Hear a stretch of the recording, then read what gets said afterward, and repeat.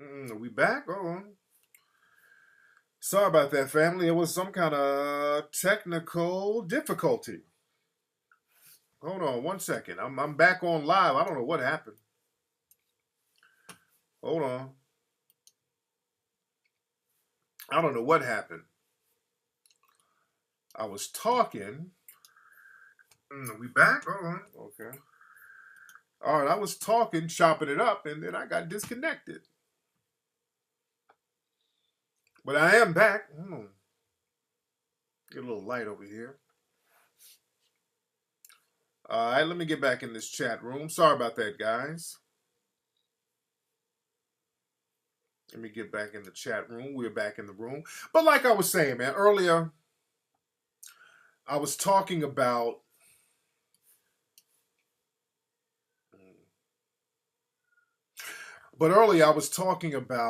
Cleveland and how shit went down in Cleveland. And the judge, and let me show y'all how sophisticated the white supremacists are. See, the white supremacists, the reason why black folks can get killed and the cops can do it with impunity is because they have a code and they know how to have a sophisticated code and they know how to play chess instead of checkers. See, black folks, we just react. Black people, can you please stop marching? Black people, please, please, please stop marching. Marching don't solve shit. Marching doesn't get nothing done. Marching don't solve a damn thing. Marching means nothing. Marching is a waste of time. As you see, black people have been marching ever since Trayvon Martin, and I'm talking about the recent marches. We keep marching in a circle over and over again. We keep marching and marching and marching, and nothing is happening. We keep getting shot. We keep running to different cities marching. People hit me up all the time. People hit me up yesterday. Man, we need you out here in Chicago, in Cleveland, Tariq. For what? I ain't coming out there to march. The only time I show up in cities are to have town hall meetings privately to tell black folks what they need to do politically and economically. That's when I show up. I'm going to get on the naked feminist thing in 1 minute. Don't wait. I got it. Marching is asking for acceptance. That's all marching is.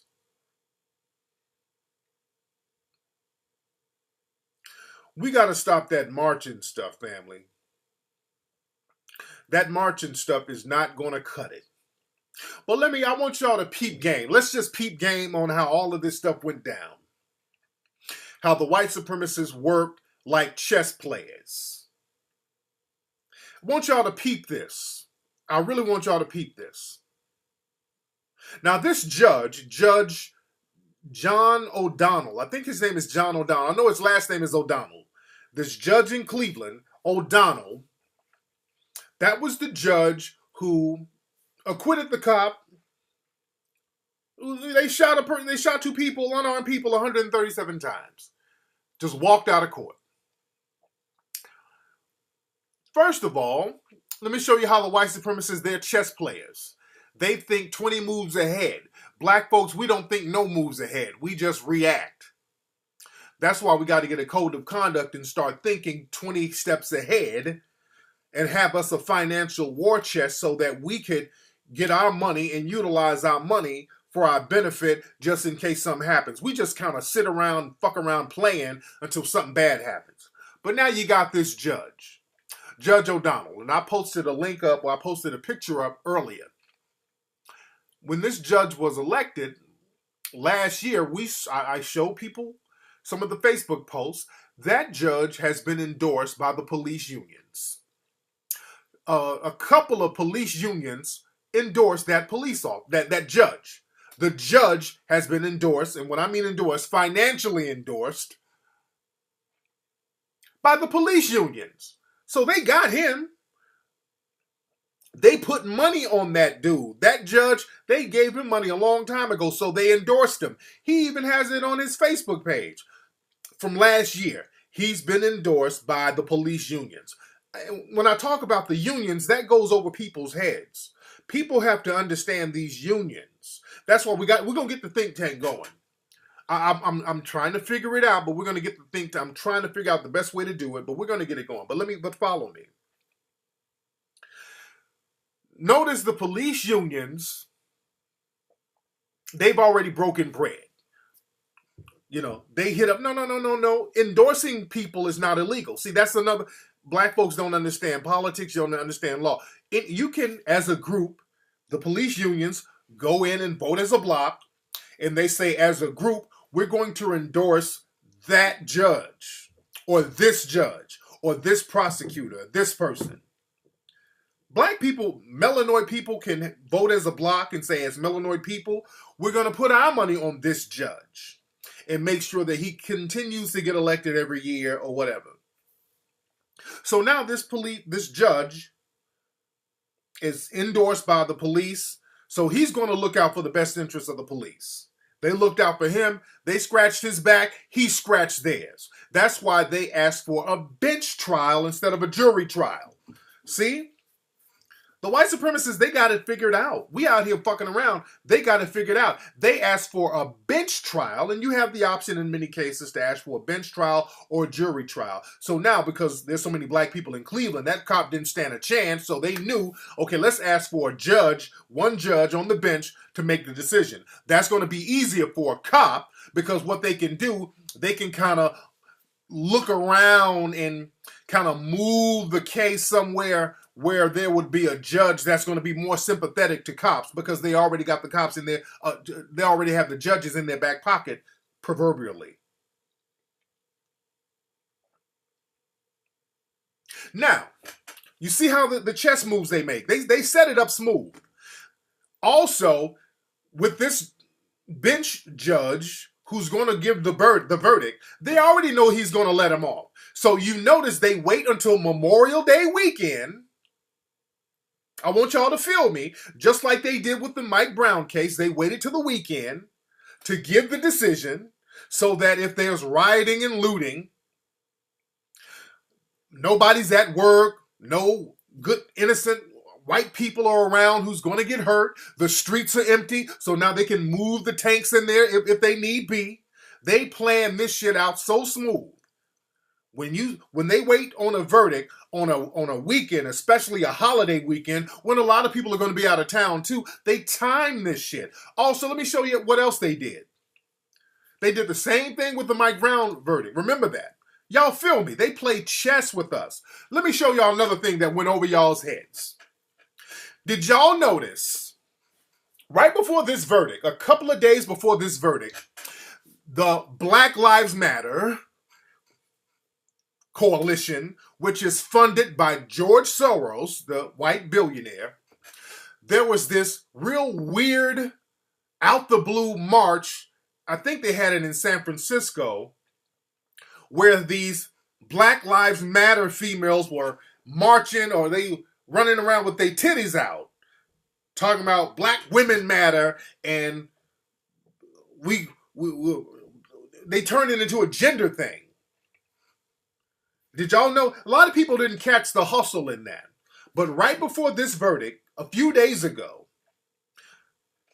these sisters from Black Lives Matter were running around in the Bay Area with their titties out, talking about Black women matter. These are the same Black Lives Matter people, by the way. And I've said this a million times. The reason why these people, the white supremacists, will fund Black Lives Matter is because they're going to dissipate the energy so that you're not focusing on white supremacy. I've said that in about 2 or 3 lectures I've done. I've been warning people about that shit, and I'm telling y'all, this is how a shit went down. It went down like clockwork. The white supremacists are playing chess. So what happens is that they're out there with their titties out talking about, these are the Black Lives Matter people, by the way. All of a sudden, this very coordinated, out the blue march goes down with Black Lives Matter, talking about Black women matter, and they're talking about gender issues with their titties out. So now the energy is dissipated a little bit. So now we have a separated energy now. Now that our energy has been separated this week, because people were very confused about that whole thing with these women running around with their titties out talking about black women matter and what about the sisters, and people got very confused, and now the energy has been dissipated. Right when the energy is dissipated, right when the energy is split up, now this verdict pops off. Now this verdict pops off when our energy has been split up and dissipated. That was coordinated, that was designed. That was not a coincidence. That was not a coincidence at all. There's a reason why. It's distraction. You saw that? It was a distraction. Somebody from the top called that in. That was a big ass distraction. Exactly, just like the civil rights movement. The timing of that, because that whole thing in San Francisco, the titty march, that confused a lot of people. That confused the shit out of a lot, and some of those titties were horrible. These chicks with these big old ass stomachs and their titties, like, oh my God. So that whole thing threw a lot of people off. That just threw a lot of confusion in the game. And when there's confusion, the white supremacists, they move. When we're confused, the white supremacists move. So that whole titty march thing, it threw everybody on a loop. Like, what's going on? That's why everybody in Cleveland right now, the energy is all off. Don't nobody know what to do. And that's what the white supremacists wanted. That's exactly what the white supremacists wanted. They wanted people kind of confused. They wanted the energy to be off. They wanted the shit to be very uncoordinated. That's exactly what the white supremacists wanted. They're playing chess with us. Oh, those titties were horrible.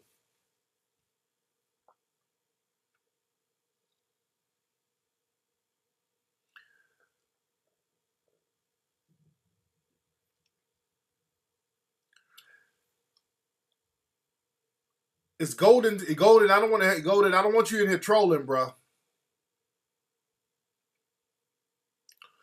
But the white supremacists, man, they are playing chess with us, and we're out here playing checkers.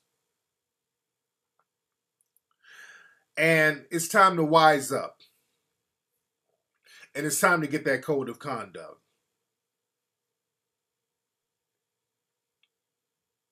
Let's see who we got on the phone. What's up? Who's calling? What's going on, my man?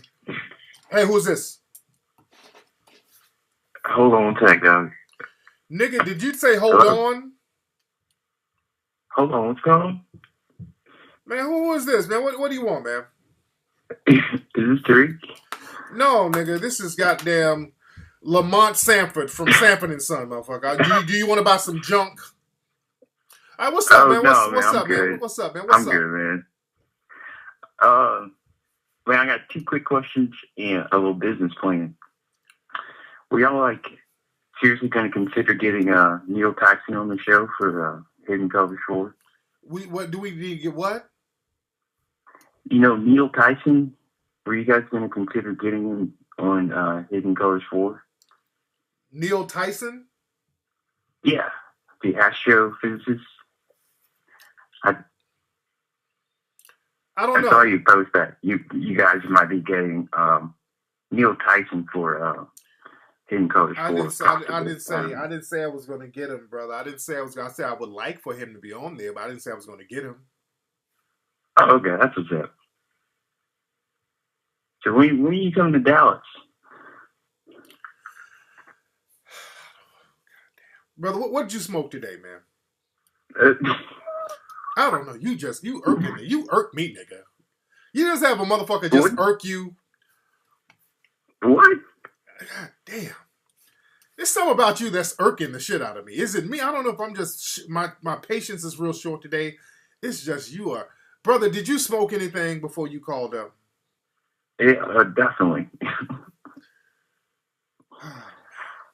But I don't mean to fuck up your flow, man. Go do your thing.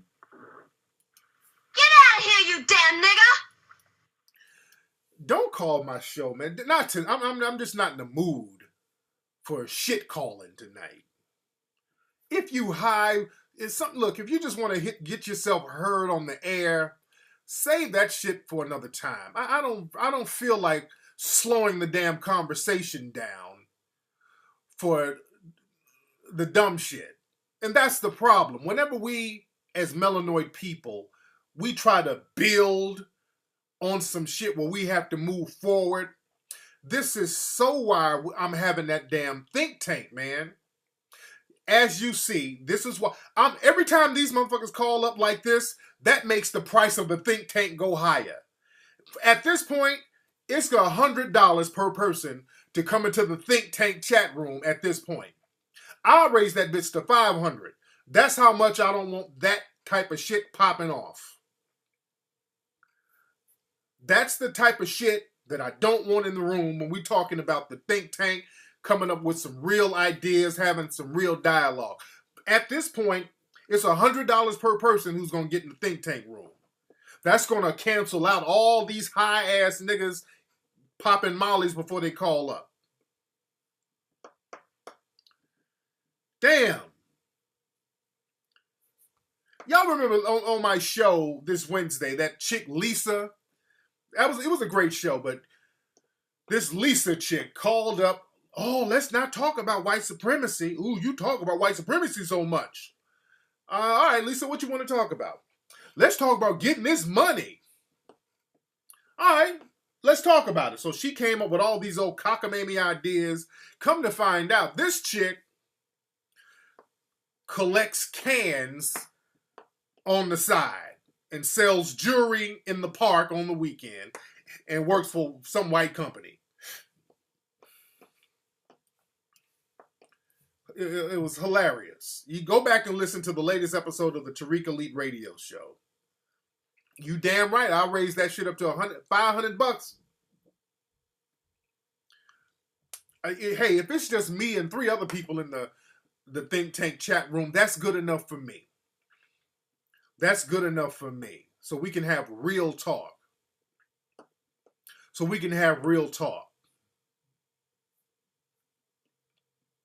And my man from LA hit me up on Twitter, my LA folks. He was like, hey man, I know her. My dude says he know Lisa from Lamert Park. And he was like, hey man, I think she has a white boyfriend. And I can't substantiate this. This is what some LA people told me. But they said she has a white boyfriend. So that would explain a lot.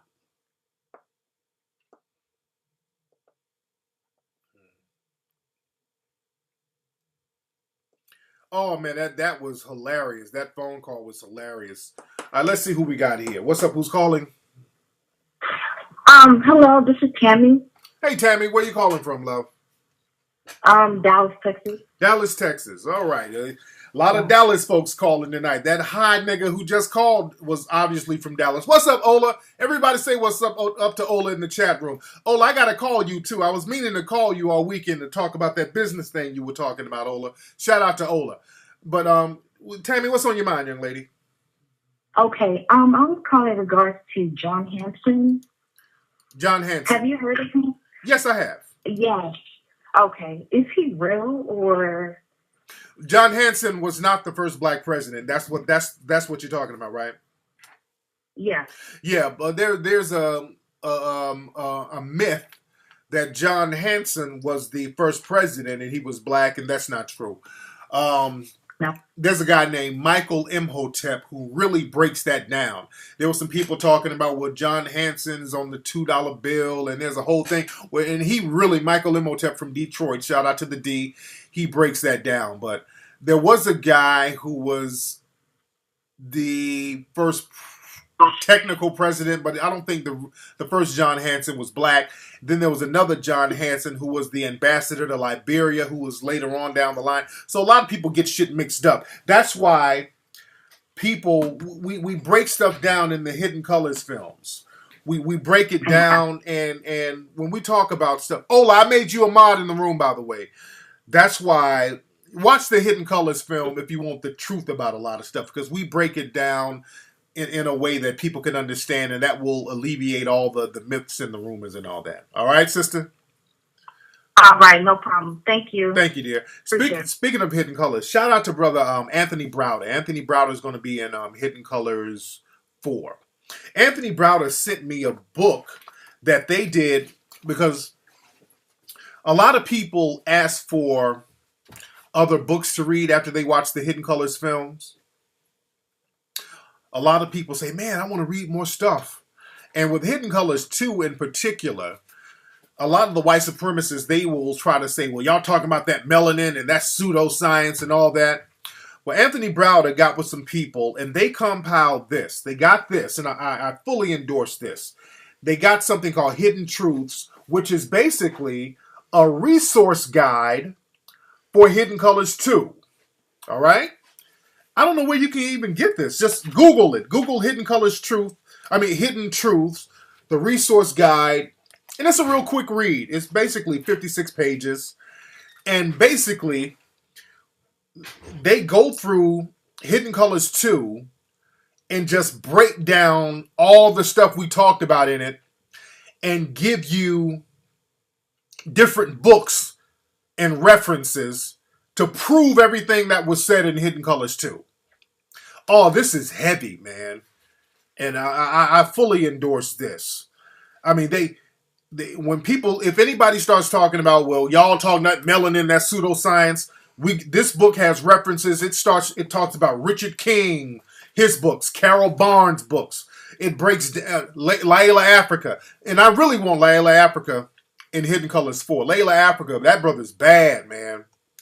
That brother breaks down melanin so smooth, and I've been trying to reach out to the brother. I can't get in touch with the brother. But Layla Africa, man, that brother breaks that stuff down, man. That brother breaks it down so heavy. You dig? And this book right here, man, Hidden Truth book. Okay, that's the link right there. But, man, they break this book down so smooth. They break this book down so smooth, man. So, and they just go through every point. Some of the stuff we were talking about, they give you about 10 different books to reference. I mean, it's just, it breaks it down, man. This is all the proof. So if anybody doubts anything from Hidden Colors 2, this is the reference guide that will prove everything in it. This will prove everything in it. All right? Yeah, Layla Africa, man, he say he's arrogant. But the man knows his stuff, man. This brother breaks melanin down so smooth, man. The brother's on his grind. The brother, he breaks it down. The brother breaks it down tremendously. And also, shout out to brother Eric Shepard, man. You know, Eric Shepard, the Klan has a $50,000 bounty on Eric Shepard. Y'all know Eric Shepard was the young man down there in Georgia, kind of speaking up for his rights and the rights of other young people. And the Klan put out a bounty on him. Well, look, I talked about Cleveland, but I'm not going to talk. I've said what I had to say about Cleveland Pimp Barbecue Sauce. You mean deflecting what? What am I going to say about Cleveland that I haven't been saying about all these other cities? All right? We live in a system of white supremacy, so we're going to see the same thing happen in every city where there's a black population. We live in a system of white supremacy where we are in a prison. The whole country is a prison for black folks. There's nowhere you can go. The only thing you can do is stand tall and get a code.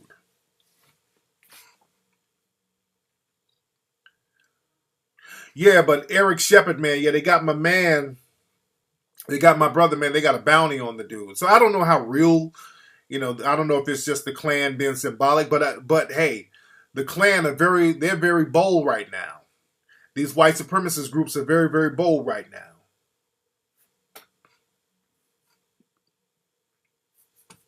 Let's see who we got here. What's up? Who's calling? Hello? Hello? What's up, man? Who's calling? Yeah, how you doing, man? It's Steve. This nigga phone right here. Steve. You know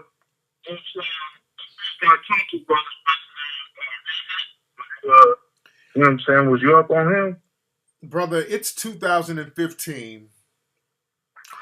And they got satellites that can speak to other planets in outer space.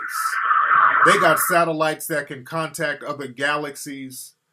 And you are the only nigga in the universe who still got a fucked up flip phone, brother. I can't hear shit you saying with that raggedy ass phone, brother. How did you get a raggedy ass phone in 2015? No, I got no flip. You can't even defend your phone. It's so fucked up, brother. How did you get a fuck? What kind of phone is that, man? This is an S4. It's a Galaxy 4. It's a Galaxy 4. Send that shit to another galaxy, brother. I don't know what you saying. Your phone keeps going in and out, brother. Do you have a landline? Go ahead, ask me again. Ray Hagen. Ray Hagen. What about him? Oh, I was just wondering, was you gonna have him in the Hidden Colors 4? Absolutely not. Absolutely not. Put me up on the whole conscious thing. No, I'm not. I'm not gonna have him in there at all. No. Because Ray Hagen, he's connected with law enforcement somehow, man. He said some very disparaging things, not only about Eric Garner, but about Mike Brown. Did you see the stuff Ray Hagen said about Mike Brown? Oh, no. Where can I pull that up at? Google Ray Hagen, Mike Brown. Ray Hagen, he used to be a cop or something like that, but man, and people ain't really fucking with Ray Hagen like that. You better Google Ray Hagen. You better Google him and see what's happening, man. But thanks for the call, man. And that's the thing, man. We got a lot of folks out here who follow a lot of people who, in the conscious community, they talk good shit. But then when you find out some shit about them, it's like, oh, damn. You find out that some of these people are law enforcement. You find out that some of these people are Fed agents. Yeah, Ray Hagen he's part of the police union.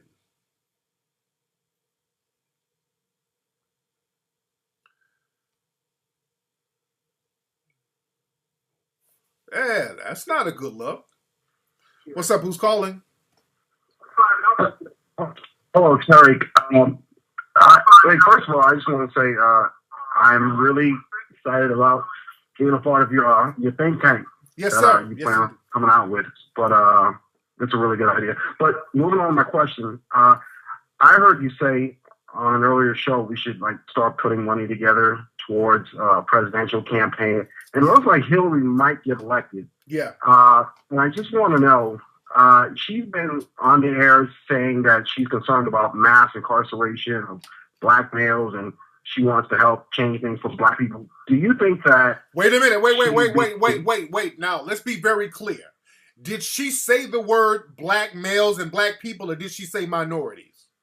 She said specifically black males and mass incarceration. She did say that. I would like to see a link. Do you have a link of that? Because every time I see them talk about stuff, it's always these vague terms like minority and all that. Yeah, I don't have the link immediately on hand, but I do remember. I think she was speaking at a university, and she was saying that she wants to try to change the criminal justice system as far as mass incarceration for black males in particular. I would have to literally on my own hear her say black people. I would have to hear her say that. I would have to personally hear her say that before I can even comment on that, because that sounds too unbelievable. I would literally have to hear her on my own say that, because they always use terms like minority. I don't believe she said it, brother, to be honest. She either said she may have not said the term black, but I know she said African American. Either she said that or black, and she was referring to Illinois people. So, dude, I don't believe you. If you don't have a link, if you can't prove that, I can't believe it, brother. I don't believe it, brother.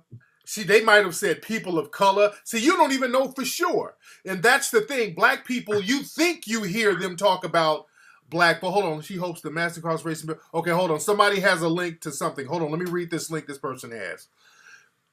Okay. Hillary Clinton wants to undo the mass incarceration system that Bill Clinton built. Let me see. Reduce prison. Let me see. I'm looking at it. Nothing about black folks in what she's saying.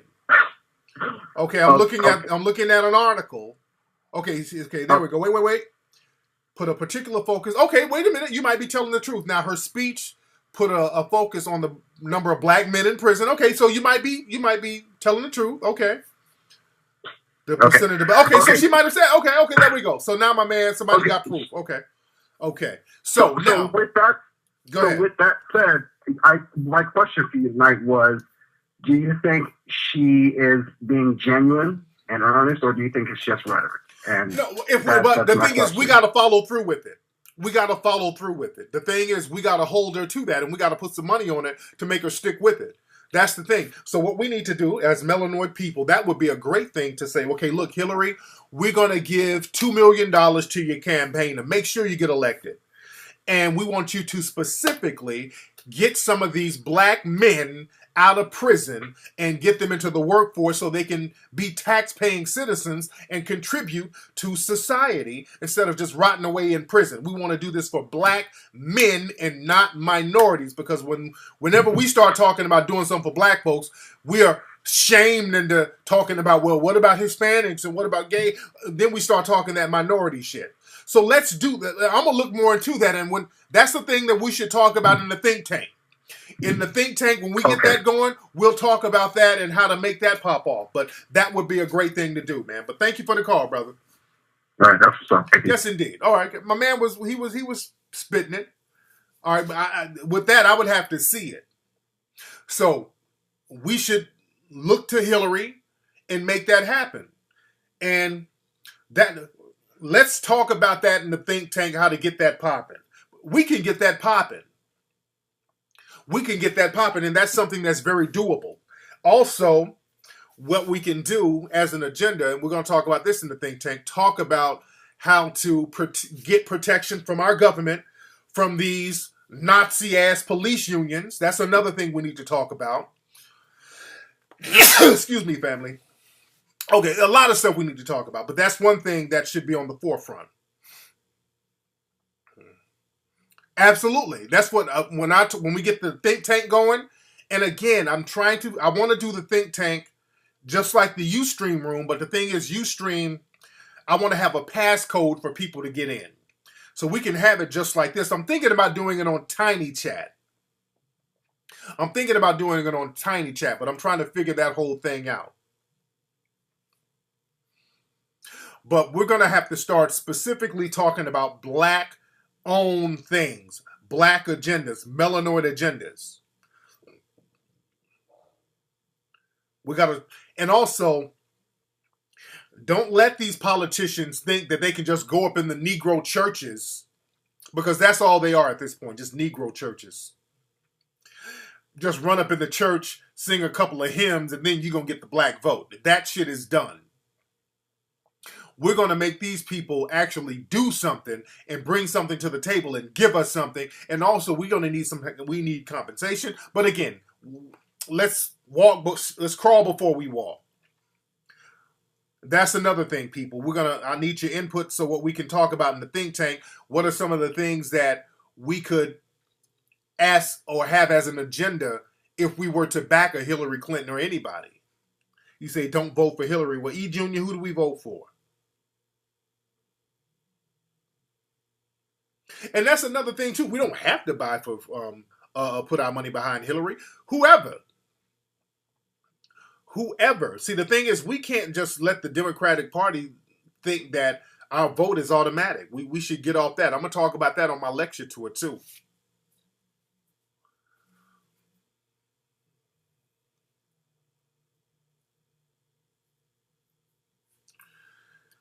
Let's see who this is. What's up? Who's calling? Hey, this is Independent Thought from Detroit. Hey, what's going on with you, fam? Hey, I just had a quick question. Since the richest man in the world is a Mexican man, how does that affect white supremacy? What do you mean? I mean, the richest man in the world is Mexican, so I was just wondering, Does that like help anything?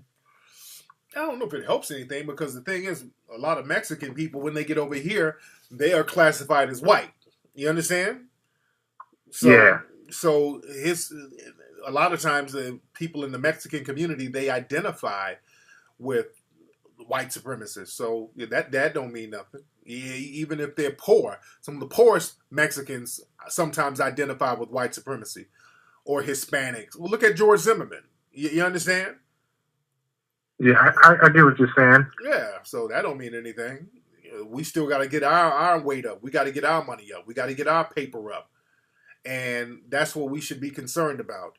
Getting our money up and also linking up with African brothers and working with African brothers and African brothers trying to work with us. So we just need to be on a global level right now and be all about getting our grind on, stacking our money, and also getting that code of conduct. You feel me? Yeah. There you go. Thanks for the call, brother. Yeah, Charlie Sheen is what? Ain't he? He's Hispanic, and Charlie Sheen spews the word nigger like anybody else.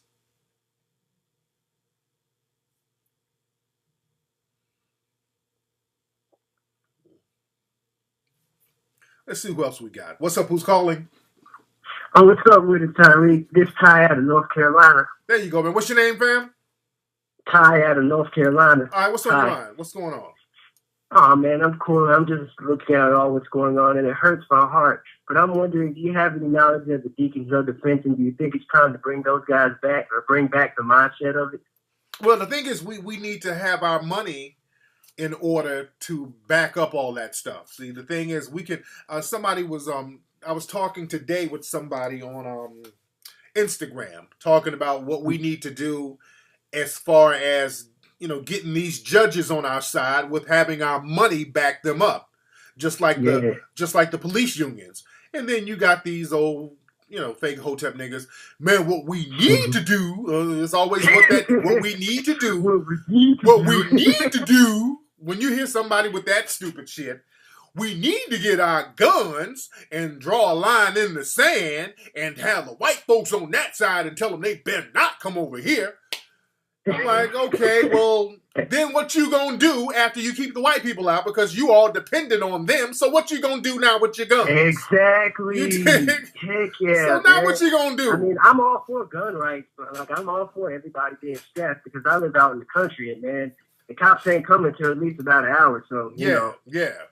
But yeah, after you done ran the white people out, all that. They got all the food, resources, shelter, and everything you need in the jobs. Now what you gonna do? You gonna be right back over there begging them for shit.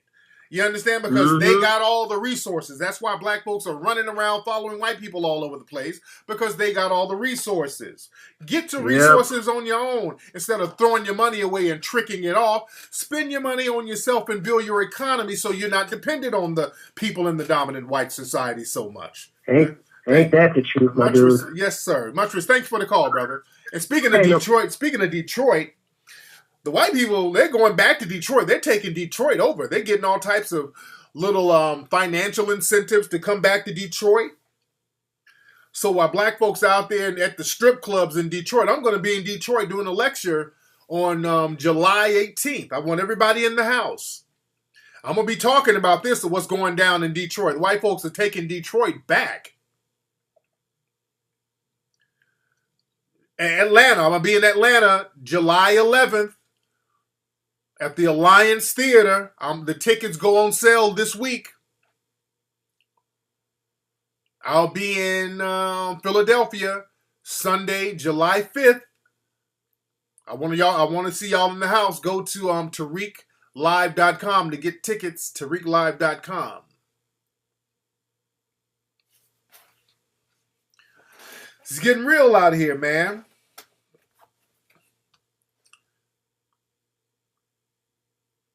Is they coming to Cleveland? When they bring me out there, I come out there. What's up? Who's calling? Hey, yo, Flex, got to be on here, man. This is Jazz from New York. What's going on, fam? What's up, Jazz? How you doing, fam? What's on your mind? Chilling. Listen, I'm glad you were just talking about Detroit because I remember what you were saying when that girl from Detroit called about 3 weeks ago when when Mayweather had won, and she's talking about the how Mayweather doesn't do anything, Right. like basically give any money and stuff. So Yeah. I was just thinking like to myself for like about weeks now, because she said something about, oh, well, we don't do anything because we don't trust each other. So my main thing is like the number one thing that we need to do right now is start to build a trust with one another and get the code of conduct, but really build a trust, because the thing is, like, everybody's saying, well, Oprah should give, this one should give, but how the hell they gonna give if we don't trust each other? Why should Oprah and them trust us with their money? Absolutely. So we need to start building a real trust with, a real trust back with one another, and stop depending on white supremacy and always worried about getting a job with them or doing something else. We just need to do it like to build a trust. That's all I wanted to say, fam. Daniel, thanks for the call, brother. And that lady, much respect. That lady from Detroit, you notice, y'all remember the lady who called from Detroit a few weeks ago? She sounded like the other lady, Lisa, who called from LA.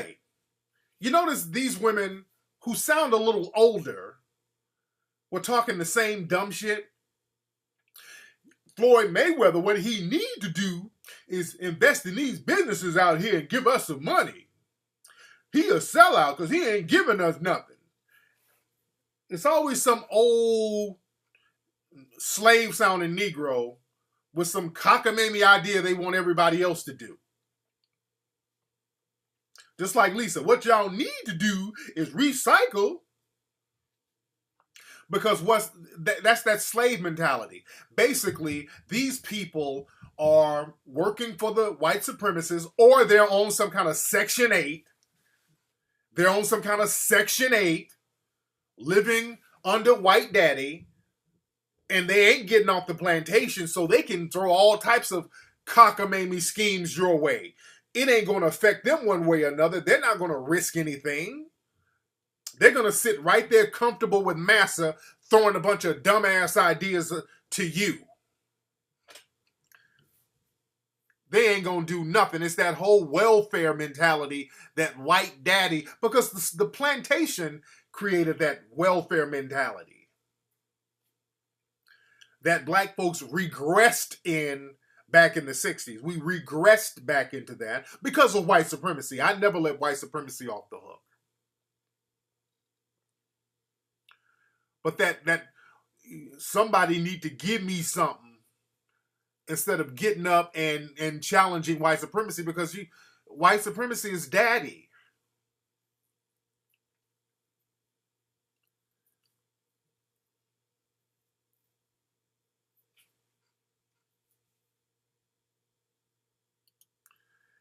Yeah, Golden, hold on. Wait, this Golden dude, okay, he's talking stupid, man. This Golden dude, I had to go ahead and ban you, man. Yeah, Golden, you talking real stupid right now.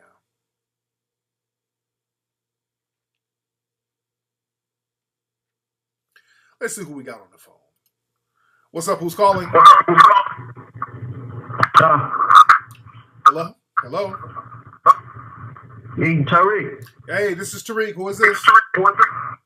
Yo, what's up, Tariq? It's Bachumi. What's your name? Bachumi. Bachum? Yeah, Bachumi. Bachumi.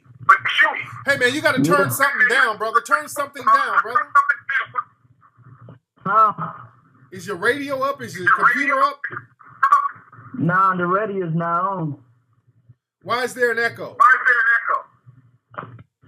I don't know. Hold on, let me check. Can you hear me now? I can hear you.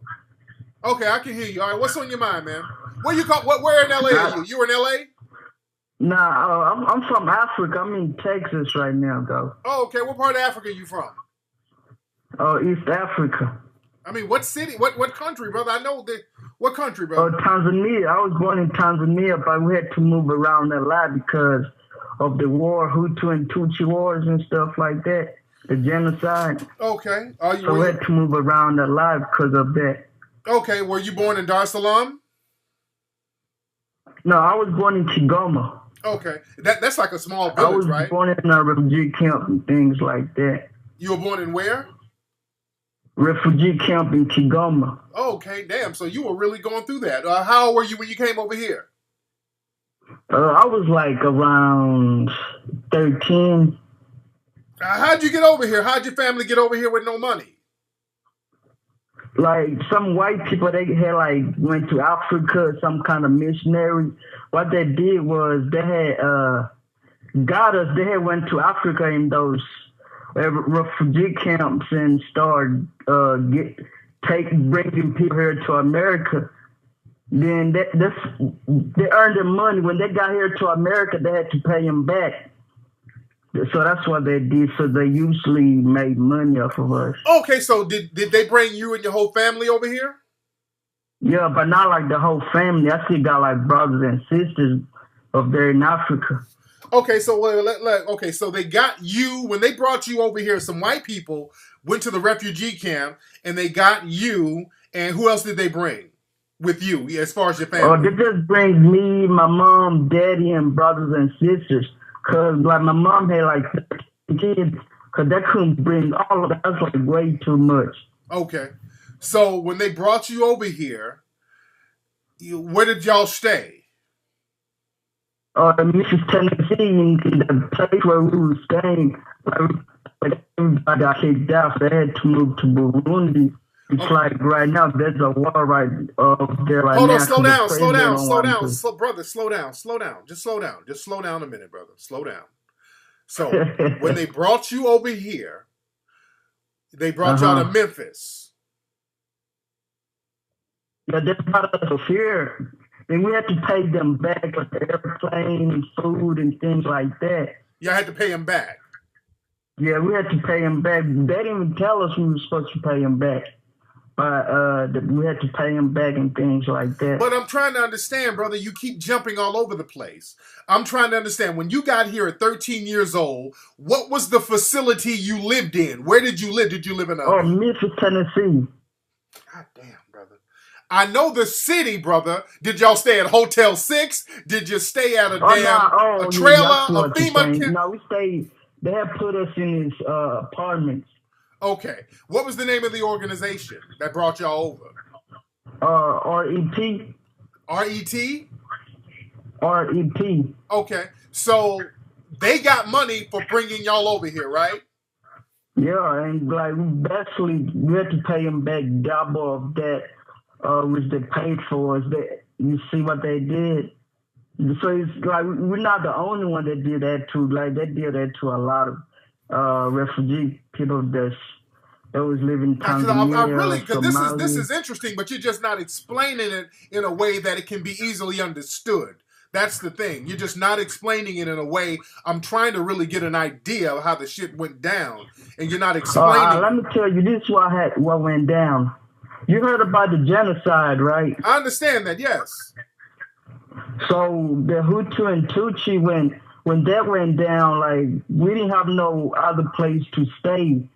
So we had got kicked out of those other countries because they had took our lands and things like that. Right. So we was refugees up there in Tanzania and different places like that. Okay. So the missionaries went to Africa. And to find the people that was affected by the genocide. Okay. So they had brought some families up here in America. But we had to pay them back.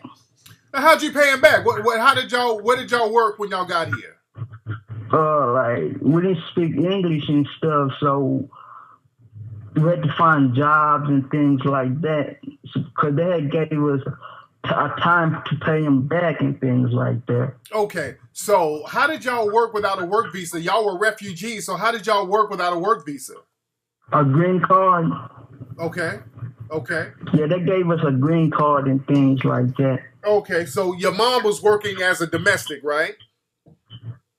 As a what? As a domestic. Was she like taking care of people's kids or something, or cleaning houses or what? Nah, like my daddy, them had to like give us jobs and things like that. Like they had to give us jobs because they wanted to be paid. They wanted some money. That's one of the reasons they brought us here, and that's another reason was they told us that they wanted us to work and things like that. And plus, we didn't have no other place to go in Africa because they took our lands and things like that. Okay. So what kind of work did you do? I'm in school right now. But did you work as a teen? How old are you now? Right now, 19. Okay. Well, did you work when you were a kid? When you were younger? When I was in Africa? No, here, brother. When you got here? Nah, when I got here, I went to school and things like that. Okay. But my parents worked and stuff. Okay. And we had to move to different places and things like that. But things are much better here because up there in Africa, it was dangerous. Okay, it was dangerous. Okay. It was kind of dangerous, but it was good, but it was just some things up there. Did anybody try to? And some good things up there. Okay, ain't nobody try to harvest your organs or molest you, did they? Oh, you mean like what you mean about that? Did anybody touch you in your no-no spot, brother? That's what I'm asking. Any of those white supremacists try to? Nah. Okay. Nah. Okay. But when I had got here in America, man, a lot of things started happening because I was in the hospital for a real long time, and I didn't understand about race issues here in America. Because when we was in Africa, we seen the white people as special, better than us. That's how we viewed white people when we was in Africa. Yeah. You see what I'm saying? Yeah. Yeah. So when I came here to America, I thought everything was all good. Then when I was in the hospital, that's when I started seeing the nurses, the doctors starting to treat me like they would treat me real different. School and things like that. Who was treating you different? The nurse, the doctor, it was crazy, man. You mean the white nurse? Things like that. You mean the white nurses and the white doctors? Research and things like that. So that's when I came across you, man. You opened up my eye. Right. But are you talking about the white nurses and the white doctors, or who? Yeah, white doctors, white nurses. Like it was going down when not like last year I was in the hospital. It was this white doctor who was threatening me and stuff, calling me all kind of names. But there was just two sisters that worked at the hospital. Okay. So these two sisters was in the room with me. But okay, brother. Doctor, okay. Because you all over the place, brother. You all over the place. So, how's your family doing now, brother? Your mom and dad, what are they doing now? Now they good now. We're straight right now. Okay, so y'all all still live together and everything, right? Yeah, but the problem is in Africa right now, where we're originally from, there's a war down there right now. Okay. Have you heard about that? Yeah, there's always some war somewhere that the white supremacists are orchestrating. I'm talking about the president. He don't want to get. He don't want to let it go. He don't want to. He don't want to get. They're trying to exile him. I understand that. I was going to ask you. So what? You're in the hospital. What sickness did you have? What are you in the hospital for? No, I had broke my leg and things like that. I was in this rehab, so it was like a lot of different people in the hospital. Now, so how'd you break your leg? How'd you break your leg? People, but they would treat me different. How'd you break your leg? I was playing basketball. Okay. Basketball and soccer. You broke your leg playing basketball? Yeah, basketball and soccer. You were playing basketball and soccer and broke your leg, bro? Yeah, I played basketball and soccer, but when I had broke my leg, I was playing basketball. How you break your leg playing basketball, brother? Playing basketball, it was this park up here in the hood where we stayed. I was playing around and I fell down. That's how I broke my leg. It was in this country where we stayed by the park. Okay. All right, brother. This call has been all over the place, man. All right, man. All right, but thank you for the call, brother. All right, brother. All right. That was all over the place, man. I didn't know. I don't know. This brother was all over the place. You break your leg. I ain't never seen a motherfucker break their leg playing basketball. He must be real bony. Okay. This him right here? Hold on. Don't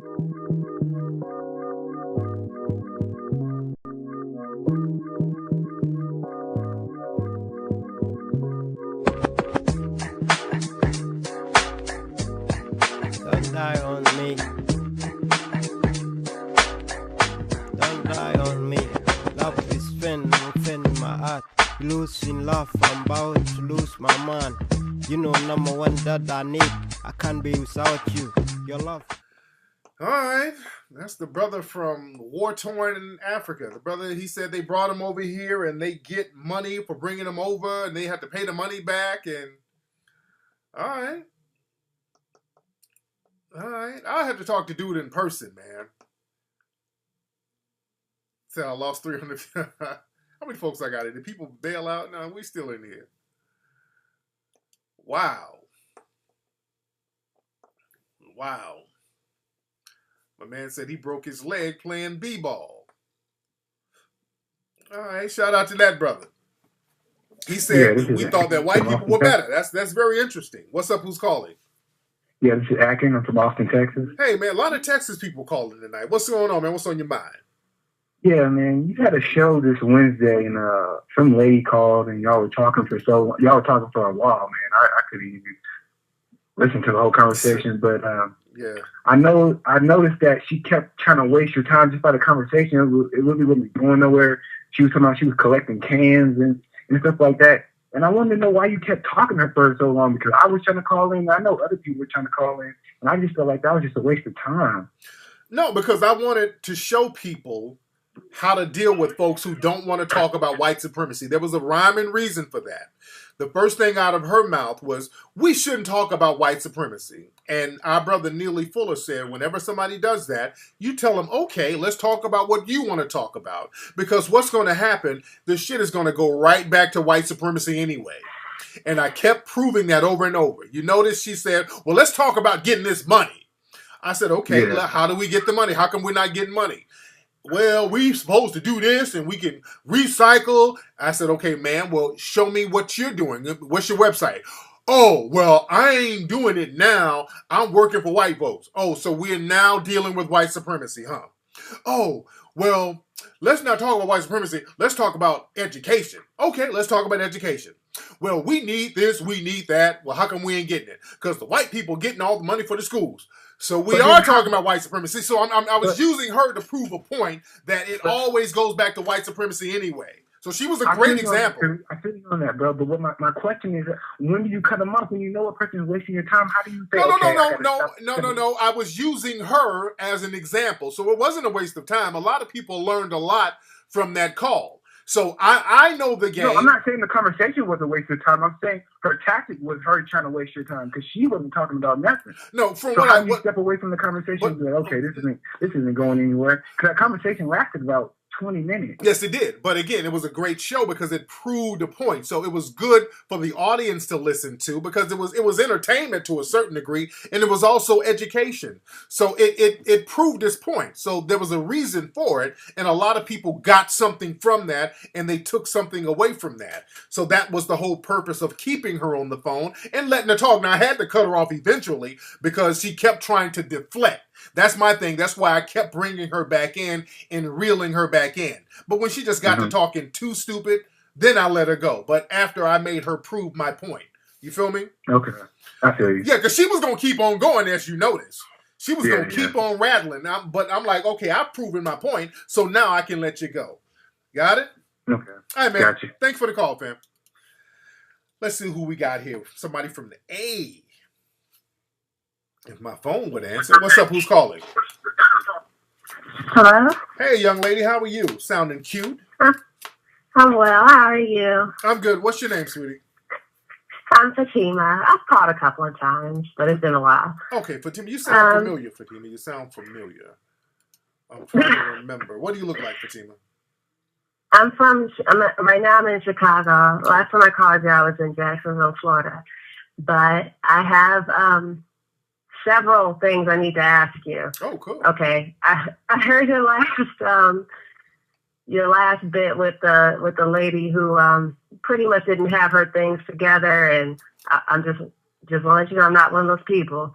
I'm pretty much new to Chicago, and I am a licensed esthetician. I have a huge passion for aesthetics. Okay. So I'm just trying to find out, how do I market myself in a new city? Now, I've been listening to your shows for the past 3 years, and I know even the people that you've been promoting on your commercials, I've been trying to follow up with them, but honestly, some of them, I don't want to call them out, but they're not that dependable, you know? Okay. So I just want to hear it from the horse's mouth. Like, how do I... So what are you trying to do exactly? See, that's the thing. You got to be very specific. So, okay. What do you want to do specifically? What are you trying to do? Well, first off, I have a passion for aesthetics, so I'm into skincare. Okay.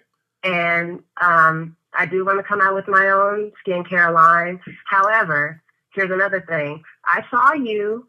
I was right there, right front and center, in the very first row when you came to Chicago. Oh. To the Black Women's Expo. Okay. I was there and I was listening to you. I didn't ask any questions, but I just sat there and just, tried to digest everything you was talking about. Yes. But I was a little disappointed being at the Black Women's Expo, not to down my people or anything. I'm not trying to dog them out, but everybody was selling shea butter and soap and knockoff handbags and T-shirts, but nobody was.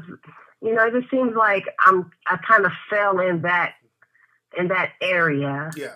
And I'm not trying to be that way. Well, what I ended up noticing, because I did I did go and shop around, and what I noticed was a lot of the women, they didn't really know much about the products. It seems like somebody hired them to just sell it, but they didn't research it, or, they didn't know the history behind it. Because I would go to a few places and I said, okay, well, what's in your products? And the girl just looked at me with a look on her face.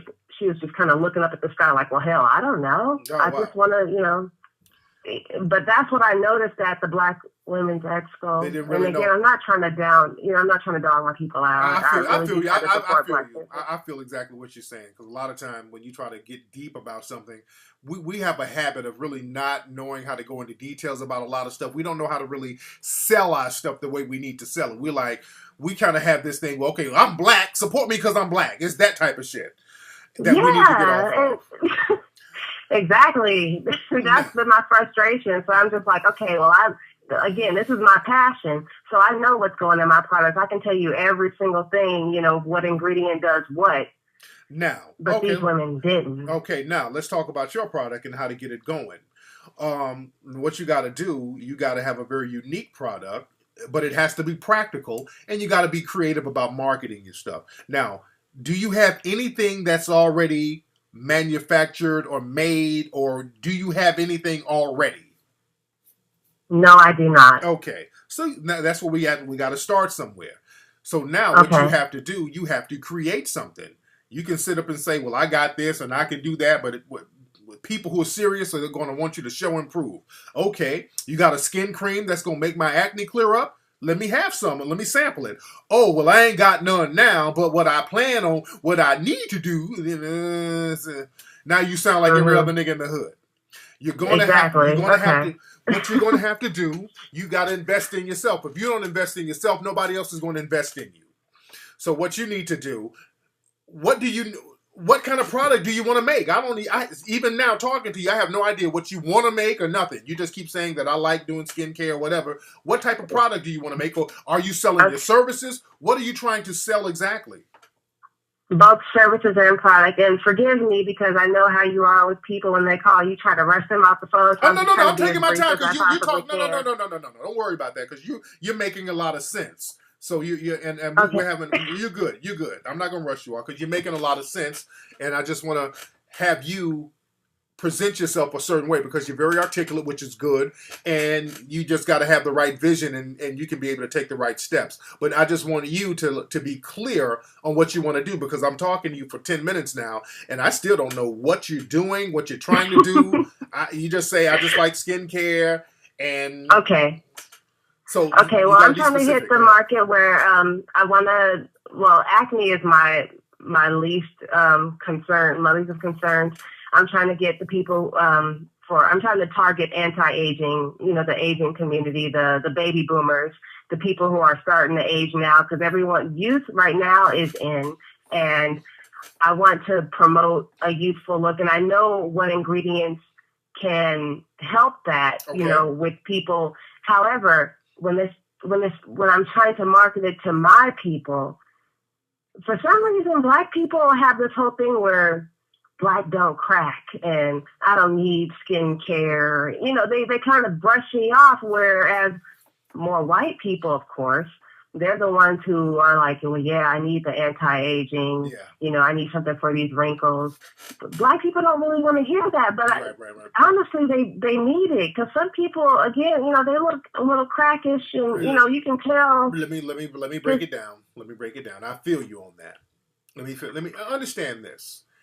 If you start a business, your business is to make money with whoever you need to make money with. Just like my clothes. Yeah. I sell my clothes. I don't just sell my clothes to Black folks. I sell my clothes to people all around the world. White people, everybody buy my stuff. My books, white people buy my books.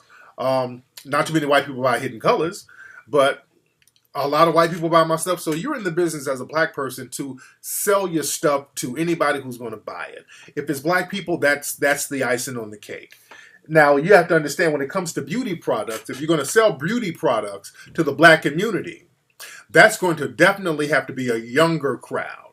You're going to have to sell that to the younger females, because they're all about their looks, turning up, going out. They buy makeup, facial cleansing, all that shit. They buy it more than anybody. With the white community, the white women, the older ones, middle-aged and older, they get the Botox and the creams. They spend a mint on that, because the people in the dominant society, when white women get older, they still want to be in the game with their dude. They still want to look good, and the skin, it deteriorates faster, so they still want to be kind of fly, because they still want to get stay married or get remarried, and they get the Botox and nose jobs, so they're more cognizant of the facial creams and all that. Whereas when sisters get older, a lot of them kind of throw in the towel a little bit.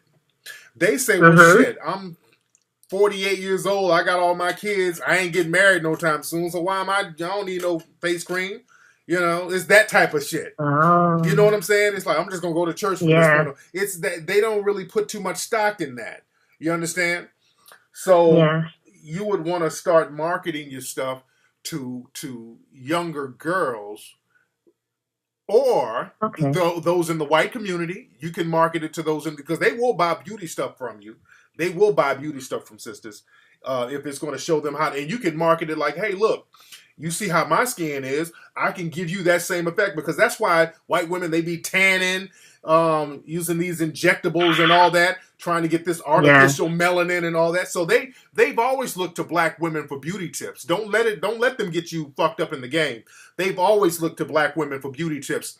Those fashions in England and stuff with the dresses with the ass, making it look like you had a big ass. They got that from sisters. The big lips, all that shit, tanning, all that stuff.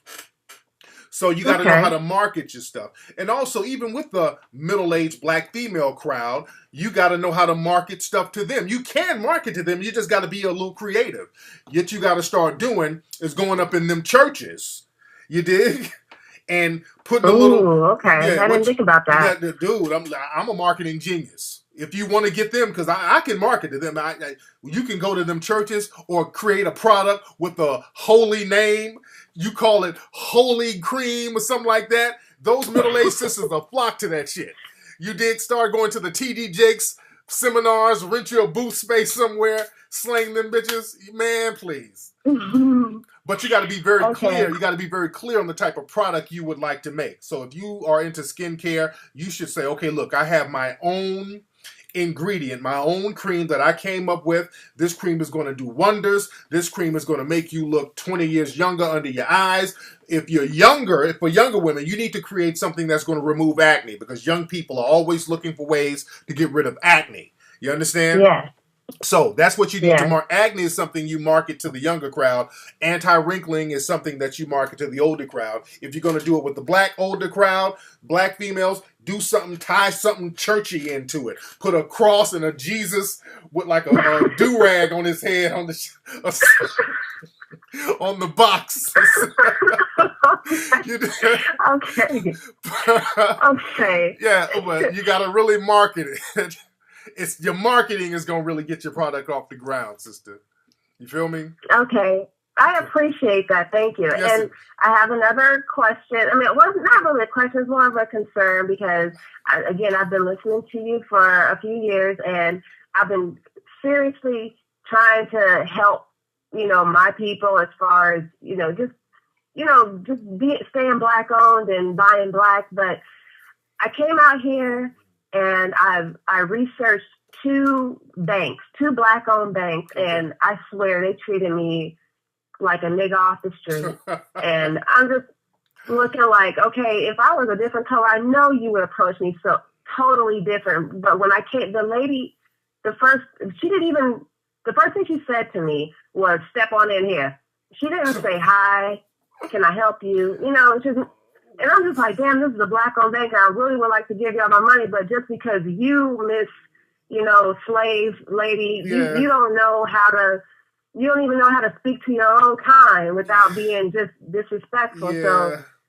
So, we had the same experience. We went to Sylvia Soul Food in New York City, man. We were in Sylvia Soul Food, and they were so rude and slow with us. But when white folks walked in there, it turned into an episode of Roots. They had a fiddle. They start dancing. Exactly. Ooh, you like some iced tea? More tea for you, ma'am. I mean, they roll. They don't do that with white customers at all. They roll the red carpet out for white customers. So black folks, we know how to do business. We just don't want to do that with each other. We take each other for granted, and we got to cut that nonsense out. Okay. Yes, indeed. But thank you for the call, young lady. Okay, thank you. All right. As for Tima, she's up in Chicago. You should have said something to me at the lecture out there when I was at the Women's Expo. Shout out to those sisters. The sisters were absolutely wonderful at the Black Women's Expo. I really enjoyed it up there. I really, really enjoyed it. But yeah, sister, that's what you do.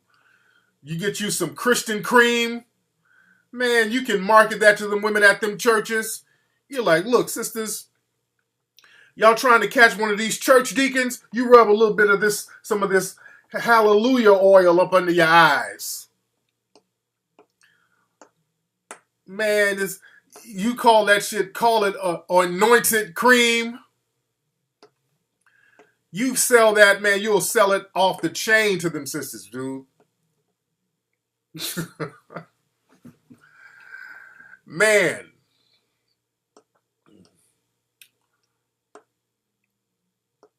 Yeah, I was chopping it up. Shout out to my man Jay Morrison. Me and Jay Morrison was chopping it up, man. Real good brother, man. Me and Jay Morrison we had a real good conversation last week, man. Brothers out here doing a lot of real good stuff. So me and that brother, we might be hooking up, linking up, doing some stuff. We're chopping it up. Me and Jay Morrison, we're talking about the whole think tank thing, man.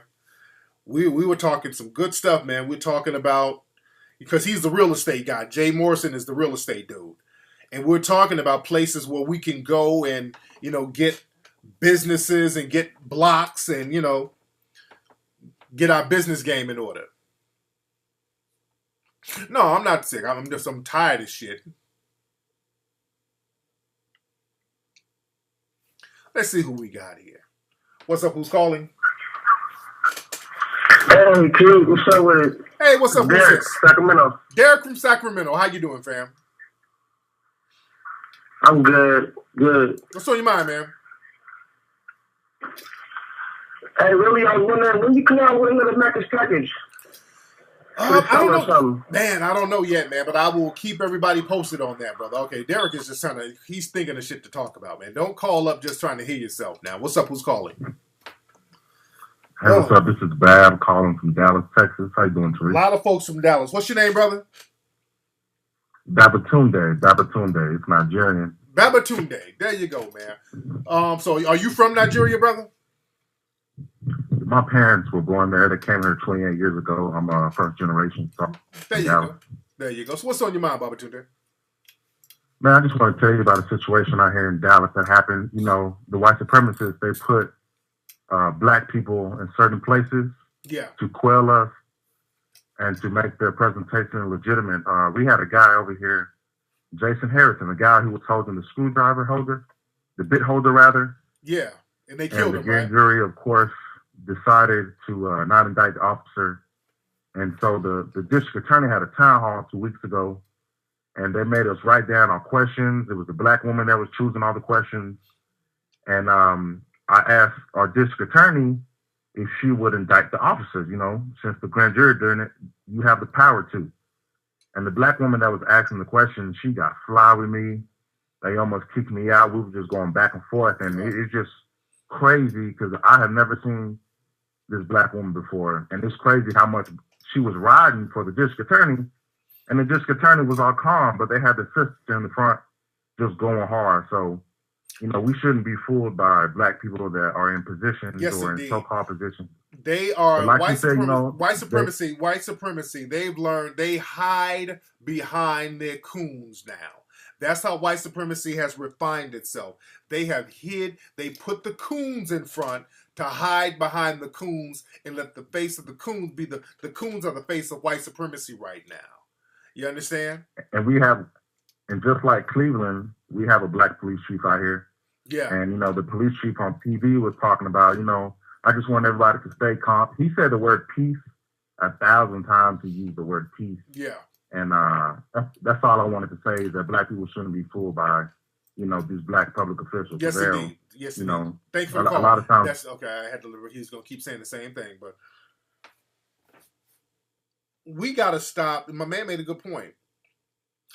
Just because we see a black face out there, understand who's controlling that black face financially. If we're not controlling that black face financially, you're just dealing with a representative from white supremacy. And that's basically all we have. When you see these coons come out here, oh, we need peace now. Don't y'all do all no bad things. We all respect the law. These are representatives for white supremacy. All they're doing is rolling their coons out. What's that Milwaukee sheriff they keep rolling out? He's the coon of the day. They keep rolling him out, especially Fox News. He has a white wife, and he's just a big buck dancer. And he's a real dangerous one because I think they had him testifying in Congress about the Eric Garner situation, and there was one black politician really getting in his ass. But they're now using their coons. The white supremacists are hiding behind their coons. Because the thing is, black people, we don't want to put no money behind anything. You don't want to put no money behind nothing. Black folks are going to have to understand that money talks. And I understand this. Look, black people, I get it. Usually, a lot of times you don't know who to put your money behind because you have a lot of crispy coons out here who will say they're going to do something and then you give them money. Then they'll take the money and run and be like, fuck you, everybody. So that puts a bad taste in a lot of people's mouths because you got a lot of little crispy coons out here who do stuff like that, who destroys the trust of those in the black community. After you give them money, they go run up under the white supremacists with a dick in their mouth. So the thing is, man, look for people with a track record of being thorough. That's all you have to do. You look for people who have a track record of being thorough. If they have a track record of doing what they say they're supposed to do, those are the people that you get down with. People who have put in the work, people who do what they say what they do, people who are consistent. That's why I always say, black people, we're going to have to start investing in ourselves so that other people can trust in us. See, the reason why so many people got down with Hidden Colors is because whenever I presented the Hidden Colors films, I was already in the process of doing them. Every time I'm doing Hidden Colors, especially when we get the Kickstarter going, I'm either out of the country, out of the state. I'm somewhere on location showing people what we're doing. And that goes a long way. See, I get emails all the time. You got random niggas with Indiegogo pages and GoFundMe pages with some random shit. Hey man, I'm trying to start a new Black Wall Street. Like, who are you? Where's this Black Wall Street? You have any more information? It's just some random unknown people asking for millions of dollars, and you don't know shit about them. Thank you very much, Kumbi. A lot of people like Hidden Colors 3.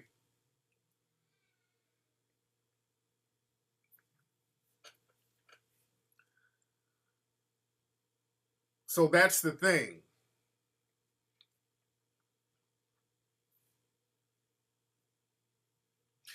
So you got a lot of people out here. You got to be joking. I know Crispy didn't get another Indiegogo. Y'all got to be joking. Yeah, please, y'all joking. I know Crispy didn't get another Indiegogo. I don't believe. Y'all got to be joking. Shout out to my man Zoe Williams, by the way. But you got to be the kind of person who people can trust. And they can trust you when they see you getting it popping yourself. When they see that you really got it going on, then people can trust you. There's a lot of cooning in the military. That's true.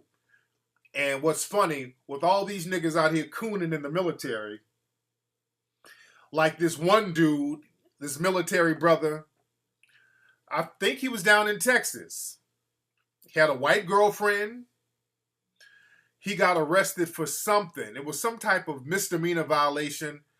They ended up killing him in jail. They choked him out in jail. And the cops didn't get indicted. Black soldier got killed recently. And this is how white supremacy works. See, white supremacy works on the I say so mentality. They killed this brother just like they did Eric Garner and said, okay, well, we didn't kill him. He had a pre-existing condition. They said that this dude had some kind of sickle cell. That's why he died. Just like with Eric Garner. The lie that the white supremacists are saying, that they're saying, well, Eric Garner didn't get killed. He died of a heart attack. That's white supremacy. Even when the coroner said that the guy died because he was choked out. It was a homicide. The coroner said this. No, we're white supremacists and we say that he died of a heart attack. See, family, white supremacists works on the we say so factor because we say so as white supremacists and you Negroes can't do anything about it. So everything we say goes. So we say Eric Garner died of a heart attack even though you saw us choke him.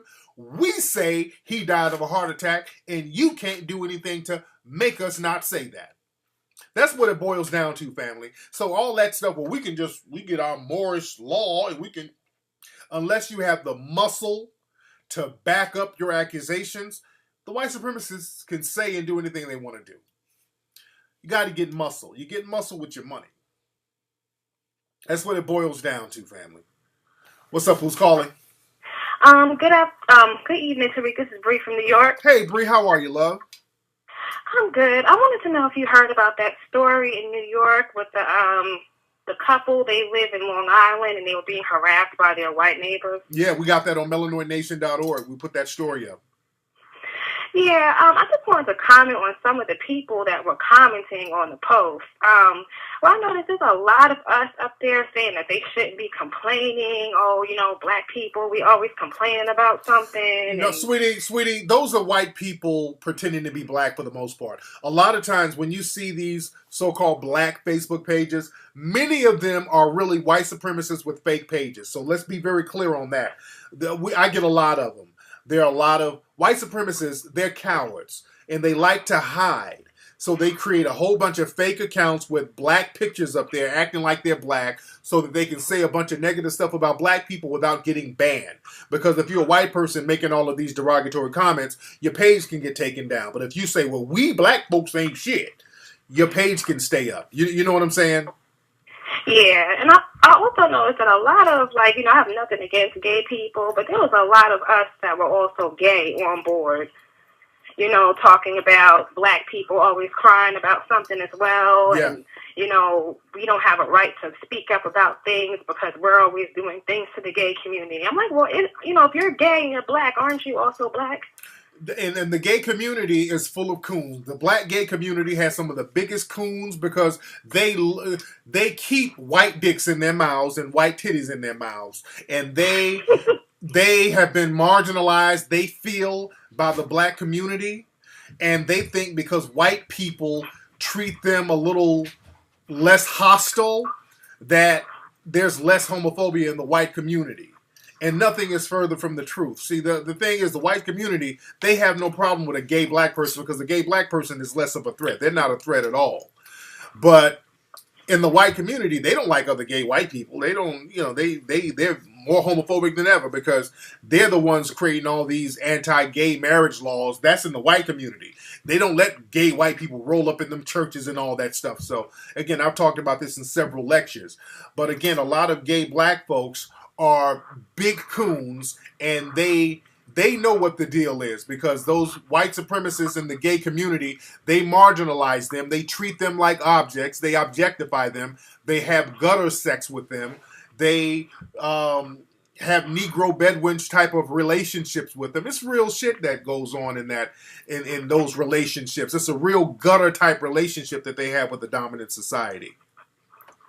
Yeah, and one last comment. I just wanted to comment on the people who were talking about, what's his name? Byron. You were Byron just Allen. talking about him. Byron Allen. Yes, they were really going in on him today. I mean, one poster had posted something about how, he has a white wife and how he's not allowed to speak on black issues. And somehow that discredits him as being able to have an opinion. Right. And Byron Allen, he has a white wife, but he spits some real talk. And Byron Allen is about his paper, and the dude is one of the most successful producers in Hollywood. And, he goes under the radar. But I got a lot of respect for Byron Allen, man. He was spitting some real ass talk about how Obama's getting down. See, we think just because somebody's out there shucking and jiving and, even if they got a black wife, Obama has a black wife, but he ain't done nothing for the black community collectively. You understand? Exactly. Except call us thugs. Point I made. Yeah, except call us thugs. But see, black folks, we get caught up in, we're pacified by symbolic gestures. And we don't give a damn about substance. As long as we get a symbolic gesture going on, we're happy. So we got to get off that child-like nonsense and start going for substance so that we can have some tangible things to pass down. But thank you for the call, sister. All right, have a good night. Yes, indeed. What's this? In a minute. It's going to end shortly. I'm not going to be on here too much longer, baby. Yes, indeed. So, what happened with Obama? Nothing. I'll explain it later. You drink all the cranberry juice? It was like this much left. Well, is that TJ running around up there? Yeah. Seriously? What's up? Who's calling? Oh, hey. What's up? Who's this? This is Daniel from Memphis calling. Daniel from Memphis. What's on your mind, Daniel? Well, I just bought one of your good books called The Mac Within. Yes, sir. Yes, sir. And I'm trying to step my game up with the ladies because my game isn't really up to the level that I want it to be. Okay. And so far I read the whole book and I really liked it. And I also plan on ordering the other book called The Art of Macking. Yes. And I also want to know what should I expect to get. Okay, what good advice I expect to get from the Art of Macking. Okay, brother, why are you breathing so hard, brother? Oh, sorry, I just got done jogging from outside. You were jogging and you came and called me. Yeah, sorry about that. Sorry about that. What city you in, bro? Sorry about that. What city you in, bro? What city? Yeah. Well, I'm a sophomore in college. Nigga, I said what city you in. You said what your... Oh, sorry. I thought you said what grade I'm in. I'm in Memphis. Okay, you in Memphis and you jogging at 10 o'clock at night, brother? Yeah, I always like run just like clear my mind, so. Okay. Well, you had a lot of... What was on your mind, brother? Well, what's on my mind is that, like, earlier this semester, I was in, like, a quick 2-week relationship. And the reason why I called X about relationship advice is because she broke up with me and said that she feels that she has to carry most of our conversation. And our communication was a hit and miss. Okay. And the whole point of me, like, wanting to, like, get your books on this relationship stuff is so I can, like, step up my game and know how to communicate and bring my confidence level up. And I also want, I mean, that's the main reason why I called. Okay, but how old are you, brother? 19. 19, okay. You got to learn how to get to the point. That's one thing. You got to learn how to get to the point. That's one thing. My point is that I'm done. Wait, hold on. Running out things to say when talking to girls. Hold on, brother. Hold on. Because you take forever to get to a point, and you're all over the place, man. The thing, sorry you're about all that. over the place. The reason why I'm calling is because. Hold on, bro. Hold on. I'm still talking to you, player. You're all over the place. You just can't. You're kind of a weird dude. You dig? And if you're weird to me over the phone, you're probably weird to the ladies. Now, I appreciate you getting the book, by the way. I appreciate that. But you're like, I just got through jogging in the middle of the night. I just ran in here to call you. All right, it's just weird. You're doing weird stuff, bro. So that kind of throws people off. So, like, if you call the girl, like, in the middle of the night, like, hey, I just got through jogging. I just wanted to call you. I know I'm out of breath. So it's just kind of weird. And you got to kind of get to the point when you're talking to people. That's one thing. You got to get your mouthpiece crisp.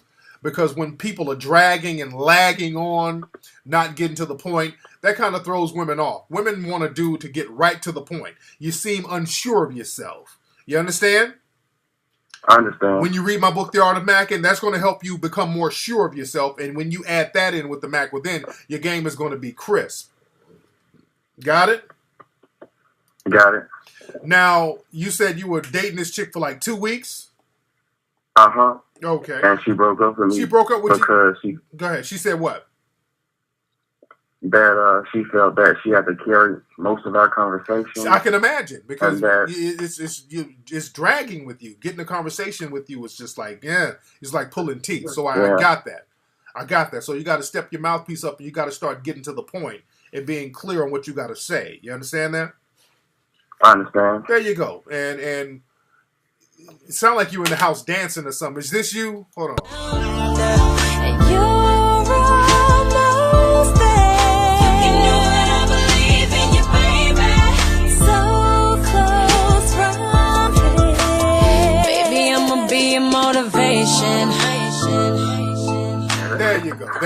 There you go.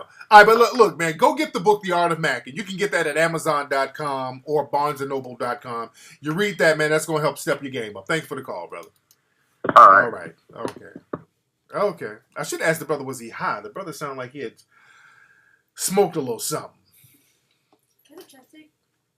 Where's your chapstick, sweetheart? I don't have it.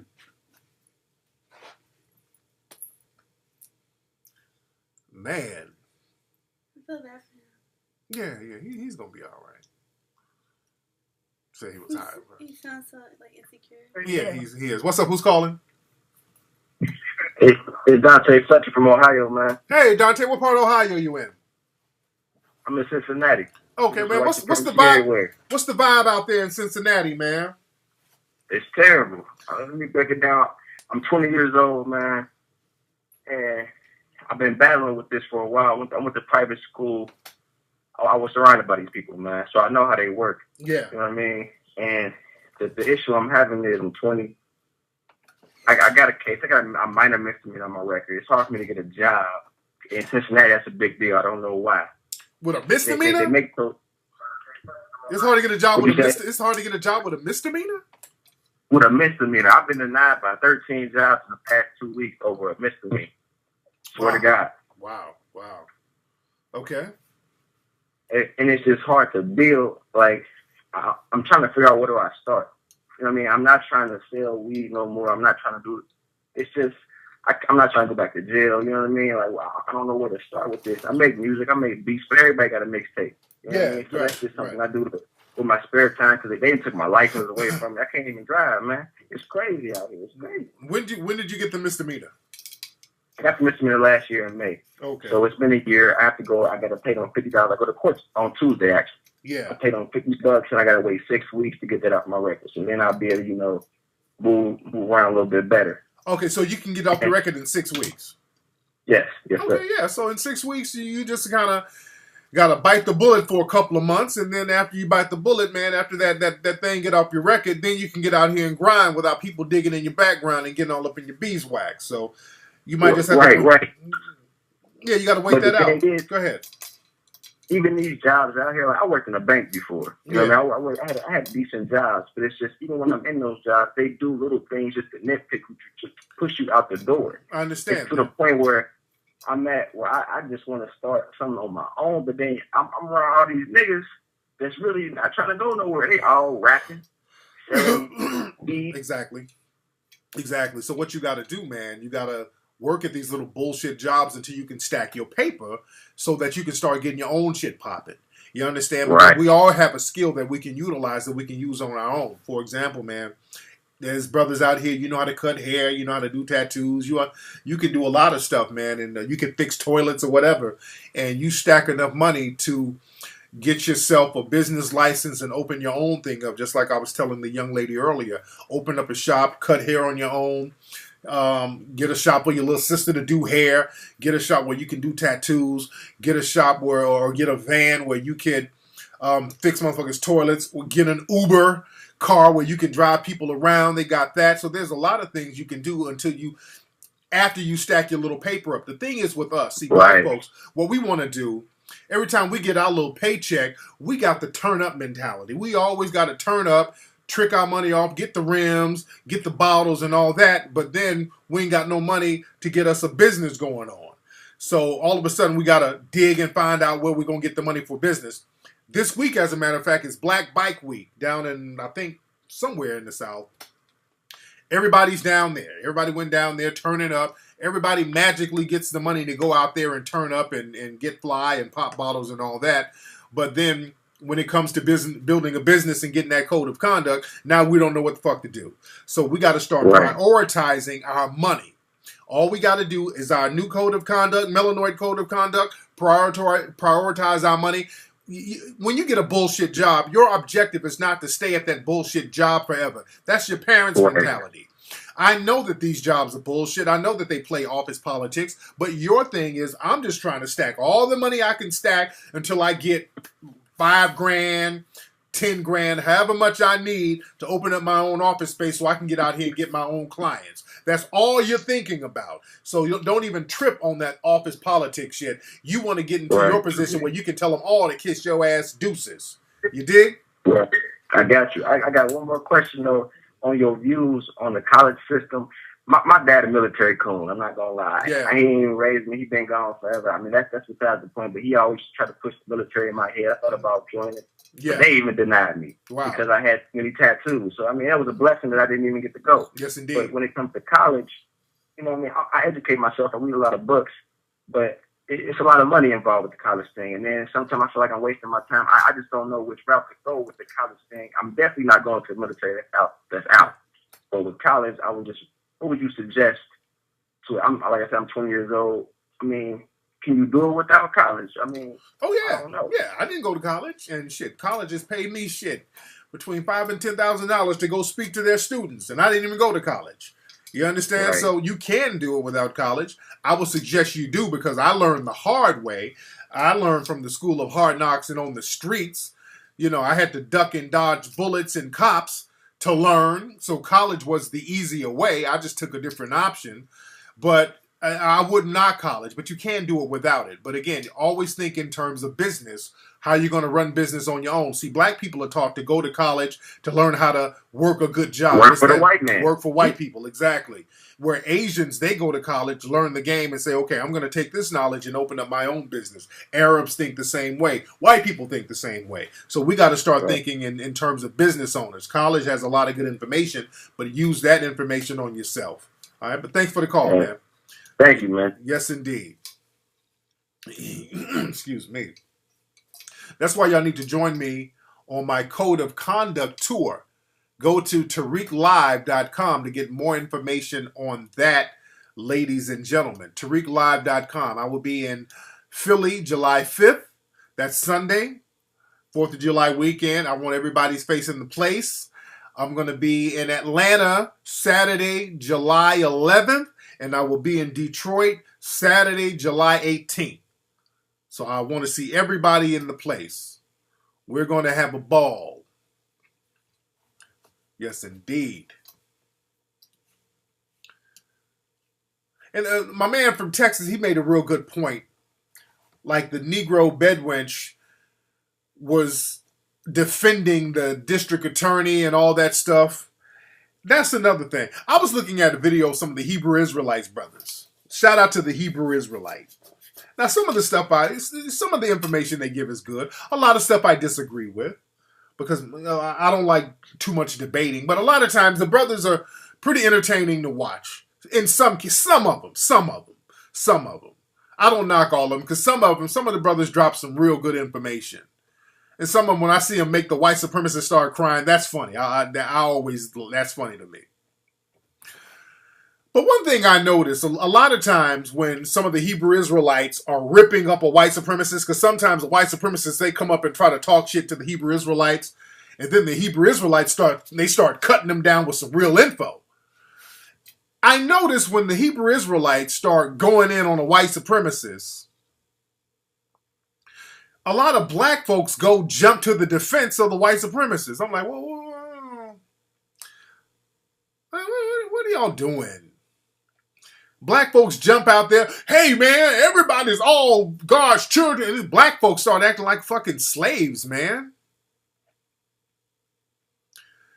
Then black people start acting like that. That's some slave-looking shit to me, man. When the Hebrew Israelites, they're ripping up a white supremacist and black folks out there defending them, trying to fight with the Hebrew Israelites over a white supremacist. That's the thing that kills me.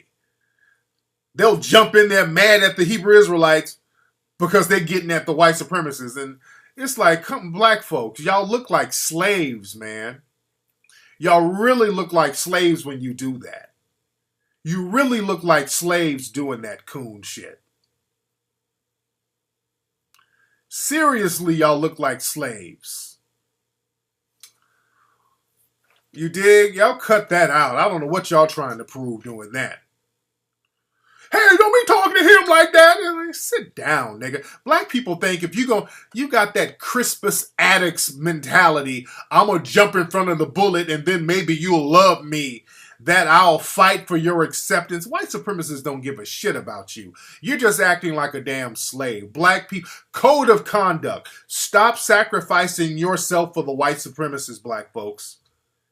That's a major code of conduct. Black people really got to get that shit out of their system. Melanoid code of conduct. Stop sacrificing yourself for the white supremacists, black folks. It ain't going to work. It's not going to help you. Black people, y'all been sacrificing yourself for the last 400 years. It has not helped you. Good grief. What's up? Even if you disagree with the Hebrew Israelites, don't jump in front of the white supremacists. Super Dread coming from Houston, man. What's your name, brother? Super Dread. Super Dread, how you doing, fam? What's going on with you, man? Oh, man. I'm chilling, man. I had a quick question for you. Go ahead. You always talking about, like, a person having a dream. Yeah. And you know how you say you'll give out that loan. Well, what if it works vice versa? What if you got some money stacked, put away, you know what I'm saying, you holding it down, hustling, but you just not sure what exactly you want to pursue 100%. Because that's my issue. I don't want to waste my little money I got put to the side. And, you know, I want to pursue the right thing. Right, yeah, but scared money don't make no money. See, the thing is, man, sometimes we can sit on something and just kind of wait because you're scared. So you got to put that money out there and let it grow, man. Scared money don't make money. You got to invest in something and create something like an asset so that more money can come in.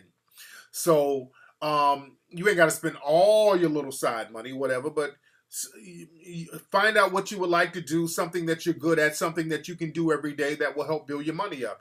How much you got set aside, just ballpark figure? I got over 10 set aside. Yeah. So what you do, man, hell, you know, there's a lot. I did a show where I gave a million ideas on what to do. You can say, okay, well, I get me a little laundromat over here this side of town. I can get a couple of vending machines and put that somewhere and invest in that. I can open up a barbershop. I can open up a delivery shop. I can open up a floral shop. I mean, there's a lot of things you can do. I can get a booth at the swap meet. I can get a booth at the mall to clean shoes. I can do real estate. There's a million things you can do for half the money that you got saved up. But the key is go out there and do something. Do your research on what needs are needed, what's needed in your community, and what client base you can get, how to market your stuff. Like, what are you good at? What can you do? I went to school for my skill. I'm in IT. So I do desktop support, and on the side, you know, I fix coworkers and family and friends of the family's computers, man. Like, you know, fixing the hardware or actually getting on the PC, logging in and fixing the software. You know, just little things like that on the side, charge maybe $30, $35. I've been doing that for like a year and a half already. Do you know how to work with iPhones and iPads? I'm not good with Apple. I mean, shit, I can learn because computers is my passion. I wouldn't have no problem researching that. But I mostly deal with Windows and Android and shit like that. This is what you do. Since computers is your passion, this is what you do. What, you're in Houston? Yes, sir. Okay, Houston. I'm right outside of Houston. Right outside. Okay, go find a spot somewhere in Houston with a lot of foot traffic. The rent should be around $700 a month for a storefront. Small. It could be a small place. What you do in Houston, you create an iPhone cover repair shop that fixes iPhone glasses when they break. All right? Since your passion is computers. Everybody named Mama has an iPhone. And everybody fucks up every now and then and they break their iPhone or their iPad. Go get you some iPad glasses, covers, the glass. What are these called? This right here. The front of the iPad. The front. The glass. Go get these wholesale from somewhere overseas in China for the iPhone 5, iPhone 6s or whatever. People break these shits all the time. Get a whole bunch of wholesale ones for the iPads and the whole shebang. When people break their phones, they come to you to get them fixed. There's a place out here where I live. They have business popping nonstop. They got some white boys, some white and Asian dudes. All they do is fix iPhone cases and iPad screens when they crack, and they have just people coming in. They make money hand over fist. That's money that you can make out there. A lot of folks don't have it. The reason why these guys make so much money doing it because a lot of folks don't have that. They don't think about that. They think that they got to take their phone back to the Apple store, and that's going to cost a lot of money at the Apple store. You're an independent dude. You do it. You do the shit for $80. Get the glasses probably cost about $2 or $3. So, dude, you can make a grip. Do that. That's my suggestion to you. You feel me? Man, I appreciate that, Tariq, man. You always be on point. Your words of wisdom. I also want to say, man, I got a new car audio system put in, and I carry your DVDs everywhere with me. So when niggas be out of line talking that cool shit, I pop goddamn live in Atlanta, live in New York. I pop that shit in right in the car. Yes, indeed. Man, much respect, man. Thank you for the call, brother. Yeah, that's what, man. If your passion is computers, dude, you find out what's hot at the moment, get that thing popping. Get that thing popping, man. You fix those iPhone cases. Get that thing popping, bro.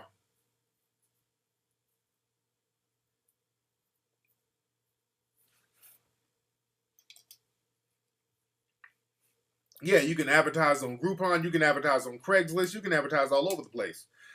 And people are going to Google it, man. What you do, you get your shit on Google. Get your business listed in Google. You'll be fine. Yeah, go to Alibaba.com, get those wholesale glasses, get those cases, you're good. Yes, indeed, Super Dreads. Man, you can get that going for, I would say you can get that going for less than $2,000, brother. You can get that going for less than $2,000.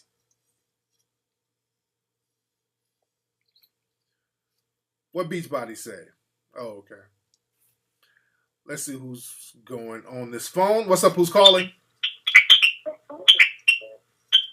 Okay, we got a Canary on the phone. What's up, Canary? Polly want a cracker? Hello? Hello? Okay, nigga, get your bird off the phone, brother. Hello? Hello?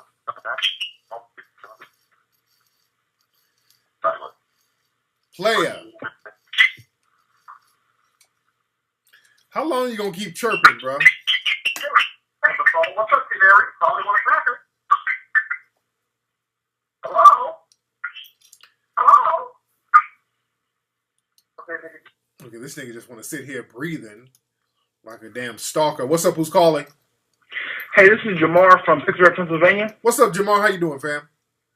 I'm doing okay. I just wanted to ask you. I want to ask you a quick question.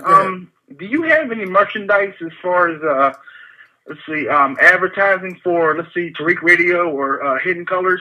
Because I live around a campus. I live around CMU, University of Pittsburgh, and Duquesne University. And I thought about just walking past and just posting up some stuff there. Yeah, well, are you asking me, do I advertise? I don't understand the question. I don't really understand. No, I mean, do you have, I see, you have Hidden Color posters in the background of your radio show. And I was thinking, do you have, any particular, let's say, design where I can... advertise. Oh, I see what you're saying. Copy off the internet and post it around so it can advertise Tariq Radio. Yeah, you can Google... I like to get the word out on stuff that I believe in. Yes, indeed. Oh, hell, you can make a little flyer or whatever and tell people to listen to the Tariq Elite Radio Show every Wednesday. That's something you can put together real easily. But also email me. Do that. Yeah, email me and we chop up game about it, man. Thanks for the call. All right, thanks. Yes, indeed. Don't forget to go to TariqElite.com to get all the fresh gear. And Tidal, that Jay-Z thing. Shout out to Tidal. I know Jay-Z did that freestyle talking about people supporting Tidal, his music streaming site. Now, my thing is, I like Jay-Z. I like to support anybody black doing something. My question is, does Jay-Z really own Tidal? Is that really his thing? Or are they using him as the front? Because that's my thing. Is that his thing? Is that his? Because, see, Byron Allen talked about how there should be emphasis placed on 100% African-American owned entities. Because a lot of times, black people are used as the face of something and they don't really own anything. They'll have a black person out like, hey, this person owns this liquor, but they really don't own it. It's somebody else who owns it. So you know what I'm saying? So who really, really owns what's happening? Because I don't like the Jedi mind trick. Because that's kind of the same thing that happened with him in the Jets. Was it the Jets? The Nets? One of those teams they said that Jay-Z owned that he really didn't own. You understand? That's my thing. Does he really own it, or is he just the face of it?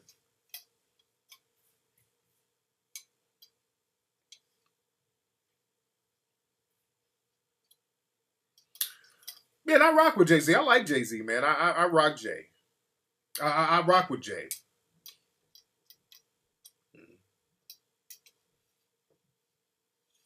Yeah, that's another thing, too. When they talk about these black-owned cable networks, these are not black-owned cable networks.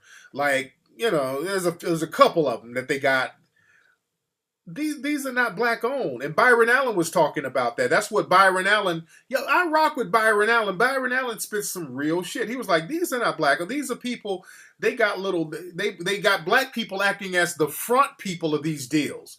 It's like Comcast owns this entity, but they put a black face on it and say, okay, this is a black network. It is not a black network. The white supremacists are owning the shit behind the scenes. You understand? So,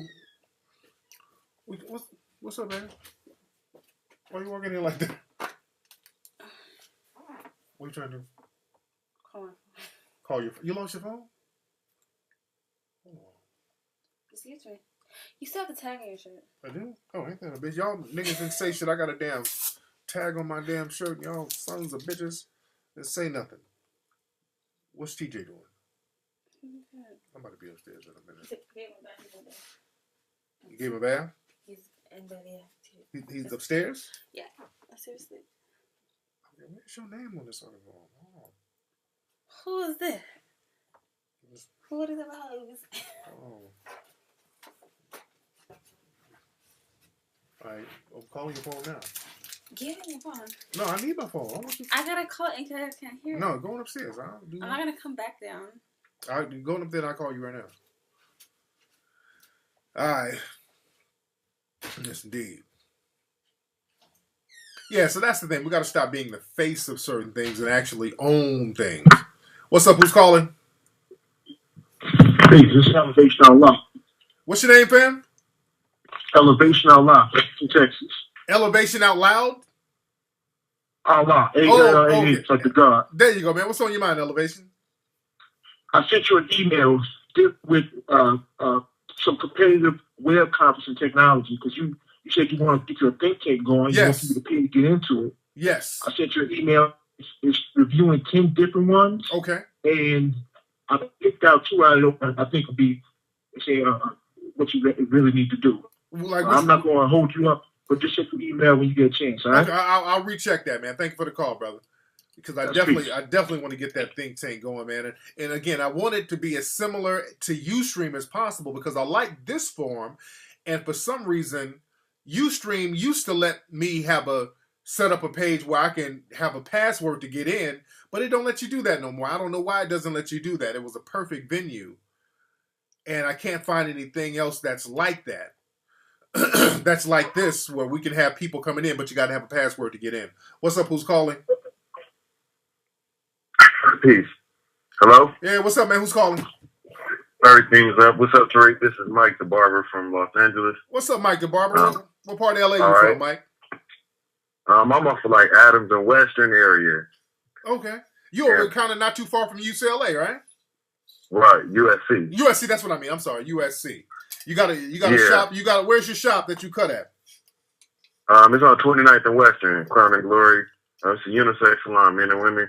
Okay, cool. So what's on your mind, Mike? Yeah. Well, what's on my mind? I'm doing a documentary of myself about nationality. Okay. I'm a member of the Moorish Science Temple. Oh. From a long time ago. Okay. well, yeah. And I'm aware of all the internal beef and all the strife and all that stuff and the politics. Yeah. However, I've been, watching Hidden Colors 1. I was really intrigued by all the game you was dropping about what they know about us. Yeah. And what they not telling. Right. So my thing is, see, now let me ask you. Being a Moorish. So let me ask you this. Let me ask this while I got you on the phone, because see, a lot of times it sounds good when people say, well, we should nationalize because that's going to protect us from certain things. But brother, can you give a case study? And I've always asked brothers from the Moorish Science Temple, can you give a case study that shows that we can be exempted from these laws and police brutality and all of that stuff? The only thing that I've seen brothers from the Moorish Science Temple point out is the Free Moors Sundry laws from 1798 or something like that, where there was some people who called themselves Moors who didn't want to be classified as color. That's the only thing they could find a 200-year-old document. But how does that apply now? And how does it work now? Because I have not seen any recent case studies to show that black people have been protected by the Moorish-Science law? Let me see my son. All right, good. I'm glad you asked that question. It's an excellent question. And, I love all my people, black people, melanoid, all of us. But I have a unique situation which made me think about the whole concept of what is this Moorish thing and what did Noble Drawley bring what he was talking about. Yeah. Now, there's some people part of the Moorish camp who done found some letter of the law stuff that explains, like, okay, according to certain treaties and laws, you can't really treat a certain people a certain way, and they standing on that because treaties are the highest laws of the land, so they're actually able to use that technicality to separate them to actually get protection. Right. So that's kind of how that works. Like they moving in political arenas that's real technical and letter of the law. So I really don't delve too deep into that because I'm a businessman, right, and I'm kind of like on some tangibles, not the talk, or I ain't trying to ask nobody for my freedom and all that. Right. Free people do. So where I'm at with it, as far as the name and the nationality, the concept of creating a unity or freedom or any of that stuff is every nation has a name and a flag. It's those basic principles. I got that. See, I got that. But the thing is, the question is, man, how practical is that? Can anybody show that that's going to be practical for us? Nobody can really point to it being practical. Okay. A case study where it actually I'll give an example of how it's practical. Okay. As a member of the Moorish Science Temple, we have things like regular meetings. We have treasuries. We have ambassadors that actually came to speak to the people. There's concepts of things like dual citizenship, import and export possibilities, actual reparations being repaid to the treasury so that people could use it, exclusively, like Dr. Claude Anton always speaks about. Like we don't have to share it with midgets and Jews and right. But let me stop you, brother. But that's what Neely Fuller calls forewalling. Basically, y'all done had a bunch of meetings. That's all it is, brother. And I'm not saying this to disparage your work because I respect anybody's ambition when they're trying to destroy white supremacy or counter white supremacy. I'm not saying this to disparage anybody because we're all trying to figure it out. But what we don't want to do is get into the habit of forewalling. Basically, y'all had a whole bunch of meetings, basically, but nothing really tangible because nobody can show where me being a Moor has overrode this law and protected me from this law. Because I know people, their whole argument is that, well, if we claim our nationality, these laws won't apply to us. Yeah, that's not what the prophet came with, though, Big Tariq. Right. But a lot of dudes say that. But a lot of dudes say that. Well, these laws, man, we nationalize. We ain't gotta abide by these laws of the white man and all that. They're not really representing what Moorish camp really is because we citizens, we citizens like the rest of everybody else. Right. And that's kind of one of the reasons why I'm glad I got through because there is a big misrepresentation of what it means to be Moorish. Right. And it's a bloodline thing. It's not really nothing to do with whether or not we deserve some special treatment or any of that. It's actually just a matter of finding who your parents were and what country did they come from. And everybody know that North Africa is where the slave trade jumped off at. Right. So it's not no big mystery about that. But moving politically, like as a group, we need a specific, we need a name and a treasury. We need our own thing, and it needs to be exclusively ours, and it has to be something that is actual and factual. Right. So through history, it can show who our forefathers were. Now, how it works in our advantage. All right, I'll give an example. And I don't want to say this and I don't want people to be offended, but you don't see certain people getting beat and shot out there. And I say it like you don't see people who have a code of conduct or a culture actually getting abused and stuff like that because you'll see solidarity, you'll see camaraderie. Those things are some of the things that people who join organizations that are for the empowerment of the people. Right. Like those are the things that happen when the people move progressively like that, like yourself and your history, your research. Like you dropped so much game and Hidden Colors 1. Yes. Like, man, we was all like, we was eating it up in the shop, and I was just putting everybody on it. Now, what I have to know, what I had to come to grips with was everybody's not going to necessarily accept this Moorish thing, because when they see Moorish, they see Muslims. When they see Moorish, they see, we don't got to abide by no rules, and we this and that. And they run across some, what we call, street modes. We call them street modes, and there, I heard you one time say. Okay, I'm gonna have you email me, brother. I gotta get some more calls, brother. Email me. We'll chop up some more game about it, brother. Thanks for the call, fam. Yeah, man. Okay, brother was gonna go on and on. I didn't want it to, I just like to kind of get to the point, brother. I just wanted the brother to kind of get to the point. My son was getting a little antsy. My son was trying to reach for the button to get out of here, you damn nigga button. But yeah, he's good. I feel my brother. My brother, I feel him. I feel my brother. I feel my brother. Yes, indeed.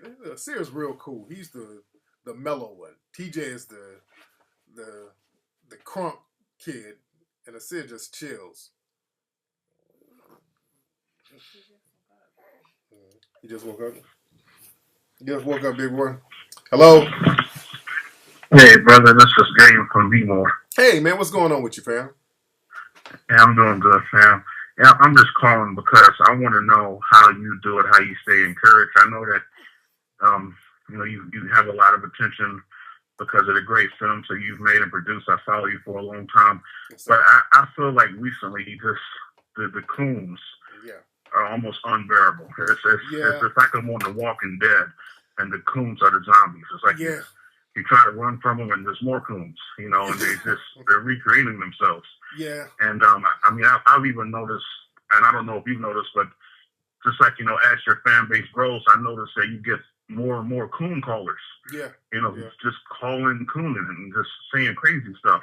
So I'm just curious, how do you stay encouraged in the midst of just the extreme coonery that's taking place these days? And man, the coons, the coons, man, to know that we got slave-minded people who are still out here, who, if they said, okay, we're going to create antebellum slavery again, just like Cliven Bundy said, look, you know what? Being on plantations wasn't so bad for black people, now was it?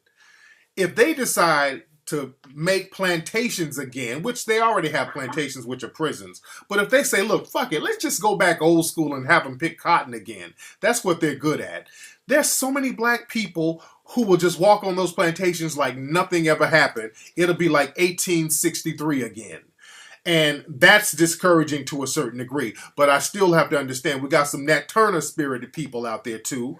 We got some revolutionary spirited people out here too. We got some Frederick Douglass minded people out there too. Some Harriet Tubman minded people, Sojourner Truth minded people. And those are the people that I like to just gravitate to. And those are the people that we have to focus on. Even during slavery, Harriet Tubman, Sojourner Truth, Frederick Douglass had to deal with a whole plethora of coons, but they look forward and they had to persevere. And we got to do the same. We can't let these coons stumble us up and take away our energy, because that's what they're designed to do. So I look past the coons as much as I can, not fall for their tricks, not let the coons waste too much of our time, and keep focus on challenging white supremacy. That's all we can do. Because these coons will have us back on the plantations. You feel me? Yeah, I feel you. Well, thanks for the call. Much respect. And speaking of coons, did y'all see that post I put up of that lawmaker? What's his name? The lawmaker, the 57-year-old dude with the 19-year-old black secretary he had. He was having an affair with this chick. What's his name? Y'all throw his name at me. I had it on my Facebook page. I forgot the guy's name. The white guy. He had an affair with his intern. She was underage at the time. I think he went to jail for a few months. He went to jail for a few months for messing with his sister. He had a baby with her. She's 19 now. This dude took a picture with her where they dressed in this antebellum slavery style picture with him, her, and the little baby. And he literally got her dressed up like a Negro bed wench. It's a picture with an 1860s theme. And that just Joe what's his name? Joe Morrissey. Joe Morrissey, that's his name. It's literally a Negro bedwench picture. Literally a Negro bedwench picture. A picture, he's dressed in a top hat like a slave owner. These white supremacists are no joke, man. I done told y'all that Negro bedwench mentality is real. That's the kind of relationship they have. It's this gutter slave owner mentality they have with these sisters. That Negro bedwench mentality. She's literally dressed like a Negro bedwench. Y'all Google that. It's so disturbing. It's incredible. I'm talking about this picture. I'll explain later. Yeah, What's up? Who's calling? yeah. I don't got that long, but I got 1 minute. But I'm from Ottawa, Canada. Okay, nigga, you sound crazy as hell. Why you Yo, go? listen, Yeah, I thought you about to bust some rhymes, dude. Yeah. No, I'm calling from a calling card. You know what I mean? You calling from a calling card? Okay, I thought you about to freestyle, brother. And I was arguing with this white dude, and he was just saying like, "You ain't white. What are you? Wait, what are you?" I'm from Burundi. Burundi. What part of Africa is that? It's Central Africa, East. Okay. Right, yeah. You scared my baby. You make my baby cry. Look, you make my baby sad, brother. What? Go ahead. What's on your mind? Yeah. Basically, this guy was saying, "Oh, you guys from Africa. Why you guys saying you guys invented this and that, but you guys don't have that much?" And I said, "Why? Because you guys didn't even invent the electricity." Hello? Did this nigga's calling card fuck up? Okay, he was really rushing to get on the phone. Why he sound like this though? Hold on. Yeah, your boy Banks, and this track is dedicated to all the ladies out there who like to go to the movies, you know, especially you, girl. Let me take you to the movies. Especially you, girl. Good Lord, man, this brother. Look, you need that calling card to call back to Africa, man, to send money back to the family, man. You didn't have to waste your little calling card money on me. You just scared my son. My son is scared. It's just different. My God. That nigga ran out of minutes. That nigga had 50 cents worth of minutes left and ran them out. My God. Somebody call and get that man another calling card, man. Oh, God. What's up, man? Y'all killing me tonight. What's up? My son is just tripping over here now. What's up, Asir? I got you, buddy. Come on. Well, sorry. Don't scratch your face, buddy. My bad. All right. Hold on. What's up? Who's calling? Hey, Tariq. It's Ace from Toronto. How are you? Hey, man. A lot of Canadians are calling tonight. What's on your mind, brother?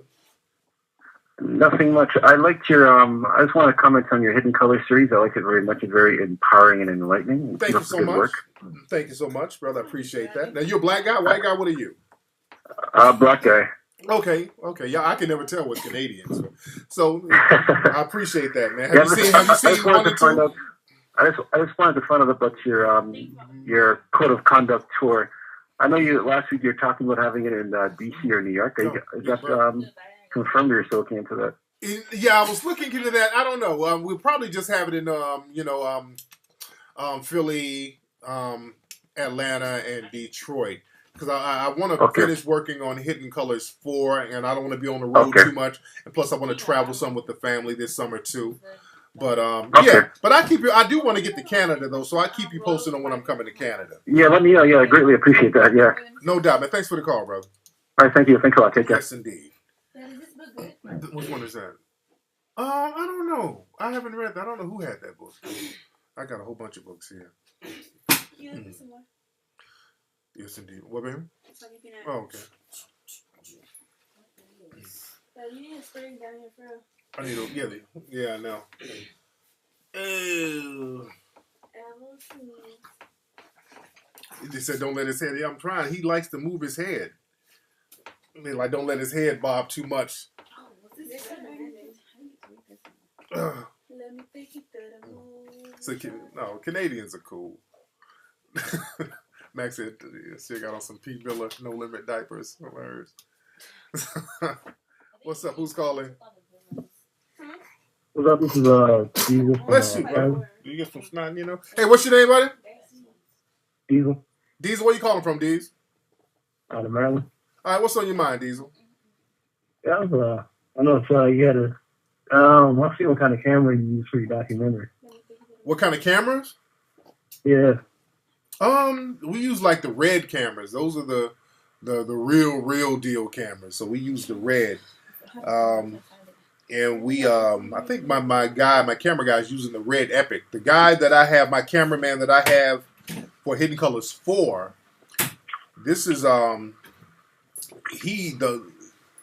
movies he worked on before Hidden Colors 4, he worked on Mad Max. He was one of the cameramen in the new Mad Max movies and a couple of others. So I get a lot of the real deal people to do my stuff to make it really look competitive and comparative to a lot of stuff that's out there. So a lot of times, man, our brothers tell me they're doing documentaries and they using these JVC cameras, man. These shits be looking so janky. I'm like, come on, man. Y'all got to stop being scared. Spend your money, man. Spend your money on the stuff, man. I spend top dollar on my camera guy, my sound guy. You know, I think one of my sound dudes who did the sound design of my last few movies, he worked on Insidious. So I get the people who work on the major stuff. So are you thinking about doing a film or something? Yeah, I have I'm working on a comic book right now. Just trying to get a movie to follow up with it and go from there. You working on the comic book? Yeah. What's your comic book about? Basically what's going on now. Okay. Okay, and you thinking about doing like a live action movie to it? Basically. Okay, well I got a clip from your movie right here, man. Is this your movie right here? Hold on. I don't know, girl. It actually looked like he was trying to push up on you just then. Ain't it funny, though, when it comes to some behind, a man has no limits? I don't know what I'm gonna do, but I'm gonna do something about this neighborhood, and I'm gonna do something real soon. What's that? Look at his face. It's here. She cannot act. I know. Why are you looking like that? That's scared to see her. You're like, what is that bad acting? You all right? All right. We're gonna watch Sniper American. Oh yeah, we're gonna watch that tonight. Hey, I want some yogurt, some frozen yogurt. Oh, that'd be good. You want some for the yogurt? If I had a car. Man, the ATL too. Out of here. What's up? Who's calling? What's up, Tariq? It's Brandon calling from Phoenix, man. What's going on? What's up, Brandon in Phoenix? You know what I heard in Phoenix, man? Didn't they done put a cap on like the welfare out there in Phoenix that you can only get welfare for 12 months, right? Shit, yeah.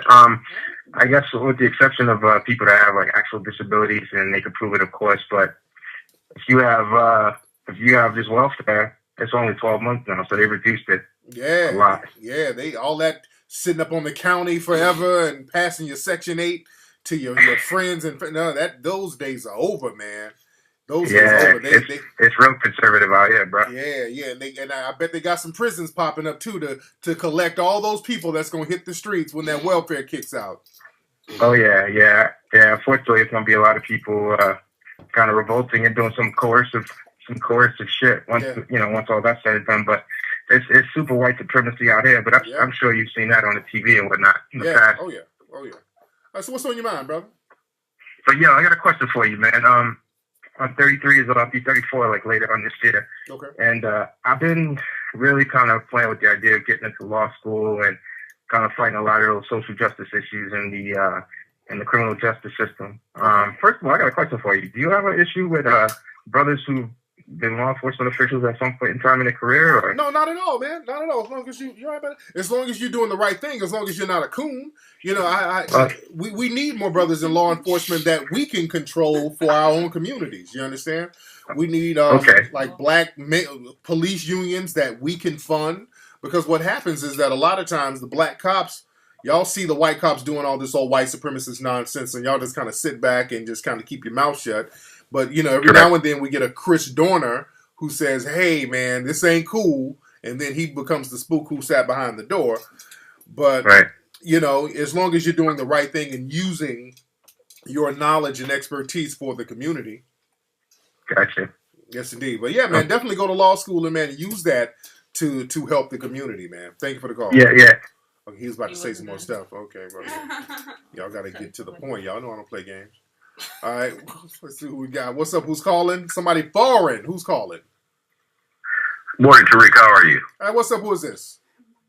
This is Jerry. I'm calling from United Kingdom. I had a chance to meet you at the venue that you spoke at when you came to London. Yes, indeed. A few months ago. Yes, sir. All right. Lovely baby, man. Kind of reminds me of my little one that I had. Okay, how many kids you got, brother? I got twins, a girl and a boy. Oh, cool. So what's on your mind, Jerry? Yeah, just a few questions. One for my wife. She asked me to ask you now. She's from France, so she has a lot of friends that are really, I guess you want to say, pro-black. They're really in tune with the African culture, what have you. And she wanted to know, do you plan to introduce subtitles into the Hidden Color series? Because she would really like to share it with her brothers in Morocco. Like I said, she has a real strong base of friends in France, Senegal. Is that something that you've looked at doing? A few people have asked me that. I get people I get people asking me to put it in all types of languages, man. The people like, hey, man, I'm in China. Can you put it in Cantonese, brother?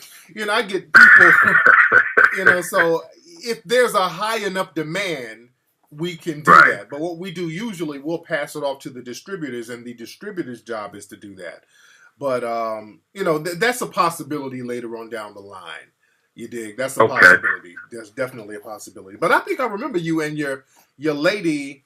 I think I kind of remember y'all. Is your lady a real light-skinned person?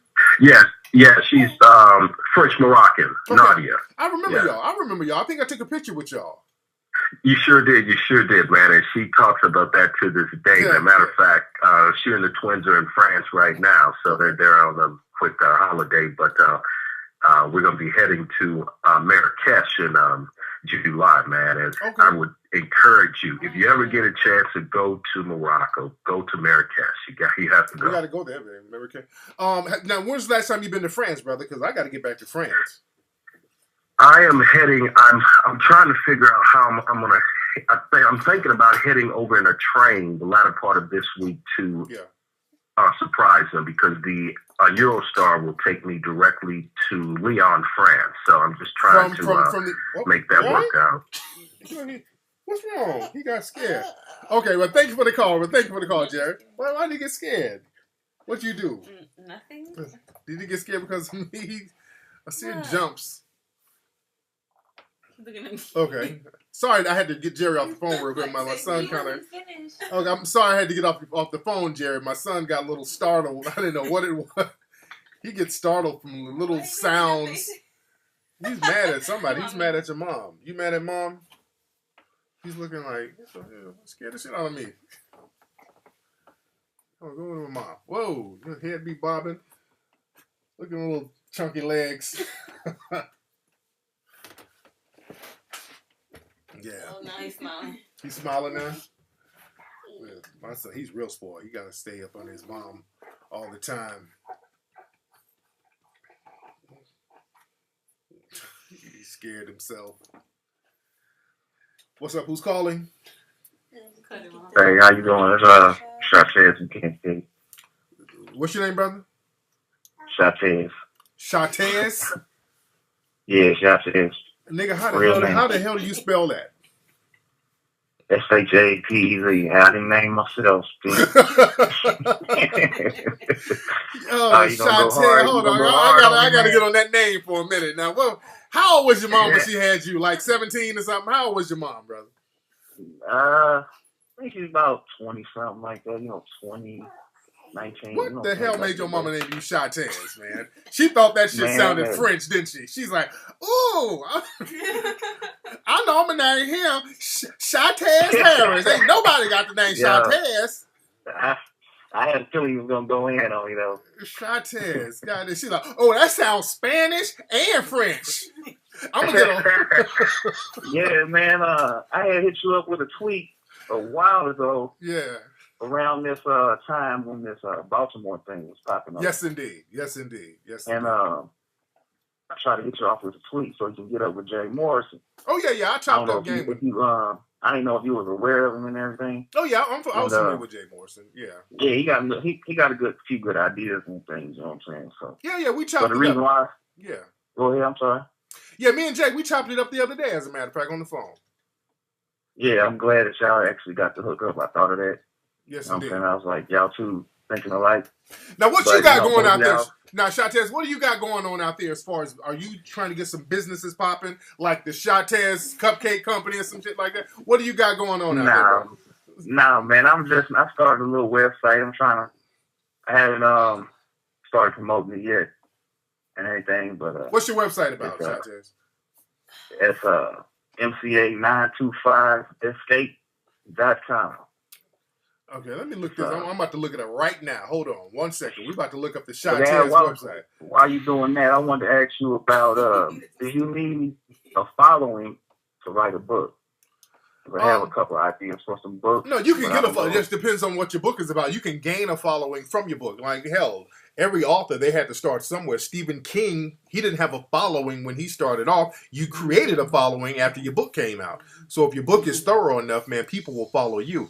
What's your website again? Name the website. This better be a good website, Shatez, or I'm going to clown you. What's the website? MCA 9 the word 2 TO 5 TO. Okay. The number 5. Okay. Escape. Yes, sir. .com. Yes, sir. What the hell is this shit? MCA 9 to 5 escape. Okay, now I'm looking at this website. Let me see. The MCA coverage plan. It's the Motor Club of America.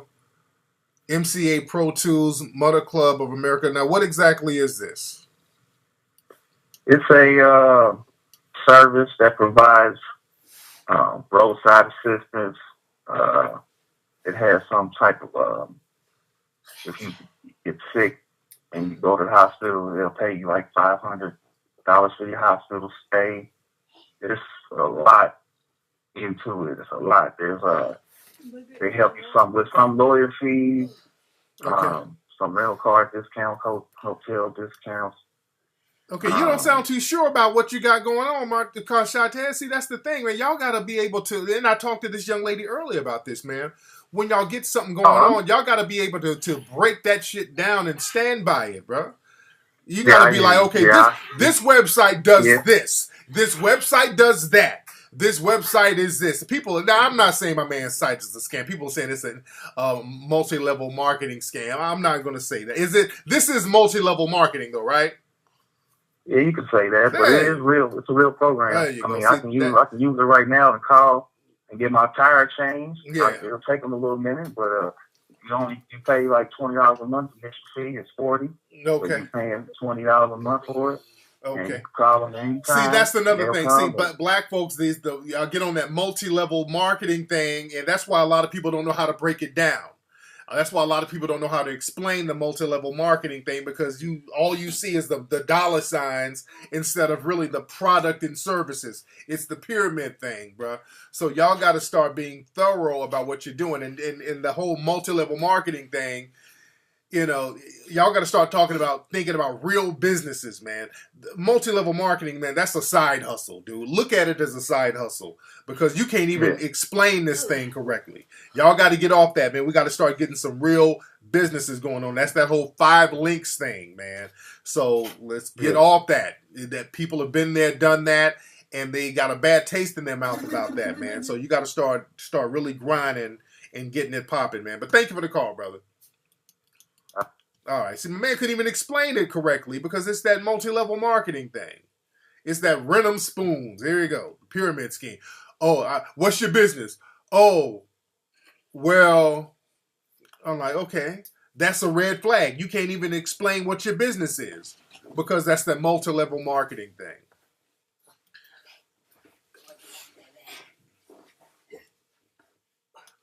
All right, let's see what we got. Yo, what's up? What are you doing? What's your business? Hey. Hello. Hey, who's this? Hi, it's Free from BecomeEarth.com. I called you From where? maybe a few months ago. Bree. You're from where? BecomeEarth.com. What's that? It's a website where you looked at it. You said it was cool. You wanted me to send you some products. I was just calling because I haven't heard from you. Okay, well, shit. Let me tell y'all. People get this thing. Well, hey, Tariq, you haven't called me back. Do you know? There's so many people I haven't called back. My assistant Ola is in here. I was supposed to call Ola a couple of days ago. I didn't even call Ola back yet. I got to call him. There's a lot of folks I don't call back yet because I get dozens of people hitting me up. So that's the thing. Please, y'all, don't take it personal. All y'all out there, if I don't call you back or email you back right away or don't answer, I get thousands of messages and emails from banks, lawyers, accountants, business, everywhere, man. Then I got babies. I messed my hand up getting my dance on my new scooter. So there's a lot of shit that I got going on in my life. You dig? No, you know what? I didn't take it personal. I've been on my grind anyway. Just, getting my products out and stuff. But I was just calling because I wanted to send you some stuff. Give me a bottle of water, girl. Yeah. I don't know how to, send it to you. So a PO box or whatever. Okay, yeah, I want to get some of I'm going to get some of your stuff. Email me at info@tariqelite.com. Thank you, baby. Email me at info@tariqelite.com and I will give you my mailing address where you can send the stuff to my office, all right? Okay, cool. Okay, and it's becomeearth.com. So you can How's your stuff doing so far? Check it out. I'm looking at your site now. How's your stuff doing so far? It's going pretty good. I have a meeting with someone at Simply Wholesome, so hopefully I can get it in there. Okay. And I have it in one store already, and I'm doing pretty good online. So. Okay, cool. Call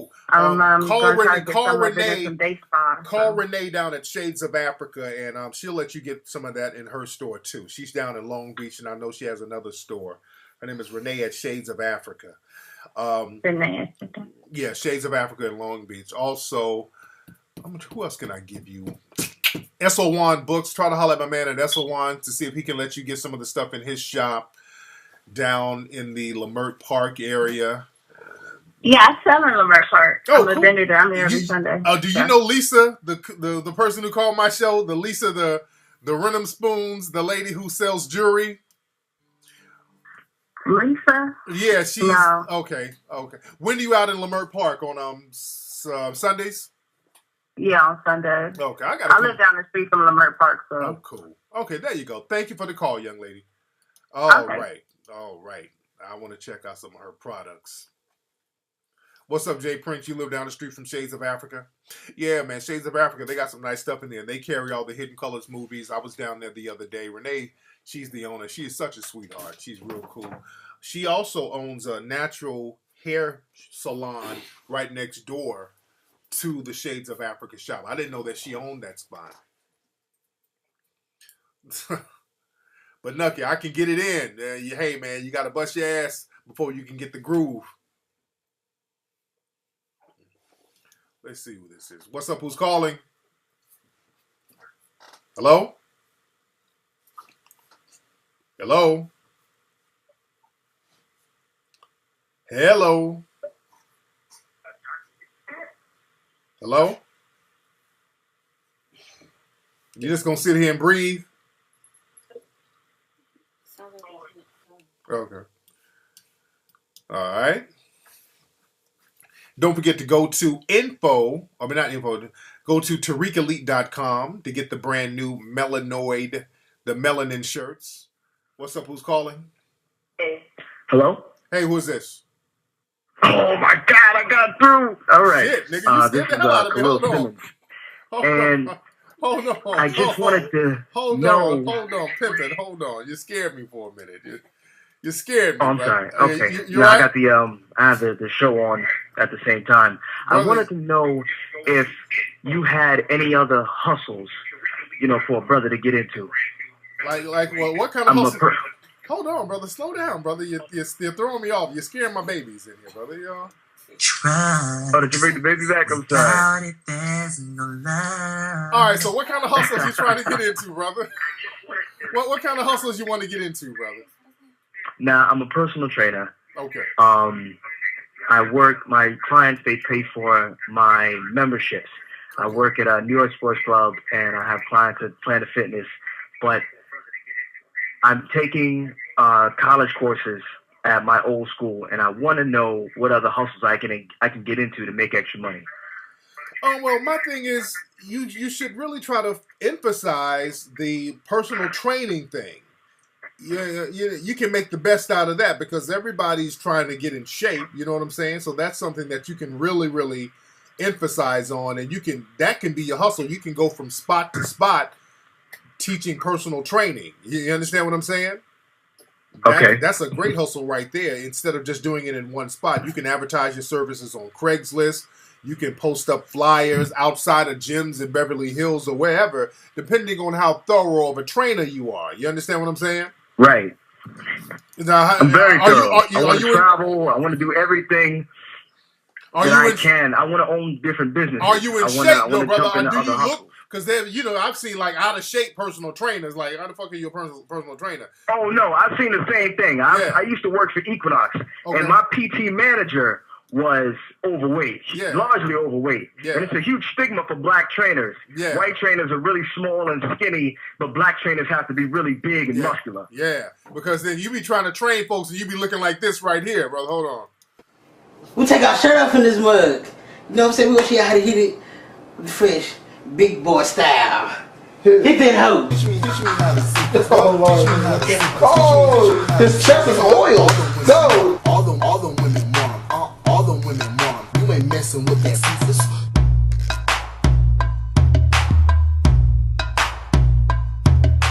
But yeah, like I said, man, brother, you've been very well with my emails. You've been real good with the emails. I don't know what she's talking about. You hit me back on point, quick. Yes, indeed. But yeah, now what city you in again, brother? I'm in Harlem. Okay, yeah. So that's one thing. Again, man, you need to go uptown Manhattan, go to different personal training, go to different gyms, and just kind of let people know what your services are, and post up flyers and post up your number at different places, and actually go to the gym and start letting motherfuckers know, hey, man, look, you're doing that wrong. You're not using the correct form. I can help you. I'm a personal trainer. So you got to start just really getting up to people and really telling them how you get down. That's your right. I'm real confident as a personal trainer. Yes, it's just that gyms, they don't allow outside trainers to come in and take money out of their mouth. I feel that. Also, what you need to do, brother, you need to start making YouTube videos, man. Start making YouTube videos. Yeah.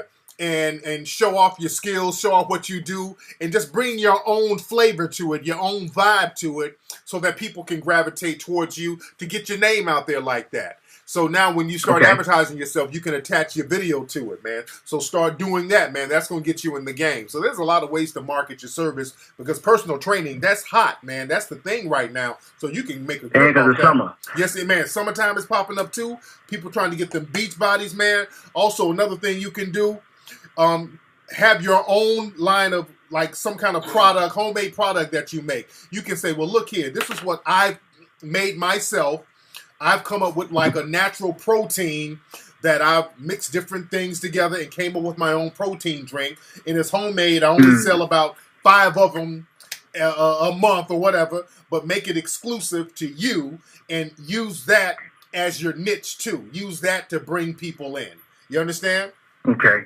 Yeah, so there's a lot that of would stuff. Wouldn't that take a nutritionist license? Yeah, no, hell no. Hell no, you don't need all that stuff, man. No, just say, look, I got this lemonade. Now, it doesn't even have to be a protein drink. It could be like an energy drink. You can make you some lemonade or whatever and just add a little this, add a little that, and say, hey, this is all natural energy drink. Look how ripped I am. You can get ripped too. You ain't got to lie, but no, it gives you a little energy. No, I ain't saying lie. No, I'm not saying lie. You know what I'm saying? I'm just saying, just make you something that... that's exclusive to you that you can market so that people can go to you for that particular product while you sell your workout services, man. There's a lot of ways to market your stuff, man. But anyway, man, email me, man. We'll chop up game about it, fam. All right, man. Okay, thank you. Man got real excited. All right, let me go. I gotta go upstairs, and because I've been live for 3 hours. I haven't done a 3-hour show in a long time. But it's Memorial Day weekend, so I had to chop up game with the family. Don't forget, man, y'all go to hiddencolorsfilm.com to get Hidden Colors 1, 2, and 3. Go to tariqradio.com to check out my new lecture, International Racism. You can watch that streaming download right now.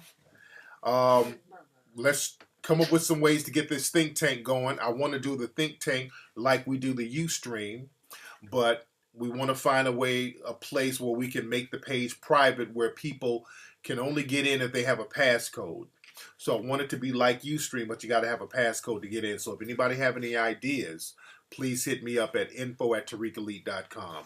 Don't forget to get tickets to join me in Detroit, Philly, and Atlanta at tariqlive.com. The Atlanta tickets will be on sale next week. Philly and Detroit there. The tickets are on sale right now at tariqlive.com. Yeah, shout out to Louis Johnson from the Brothers Johnson, one of the greatest bass players in the world. He died recently, so R.I.P. to that brother, man. Louis Johnson was very underrated. Very underrated. But I digress. But the think tank is definitely going to happen. I just want to get up. I want to have it like this, where people can use a passcode to get in. That's my thing. Don't forget to donate to melanoidnation.org. And I'm going to see you guys, chop it up with you guys this Wednesday on the Tariq Radio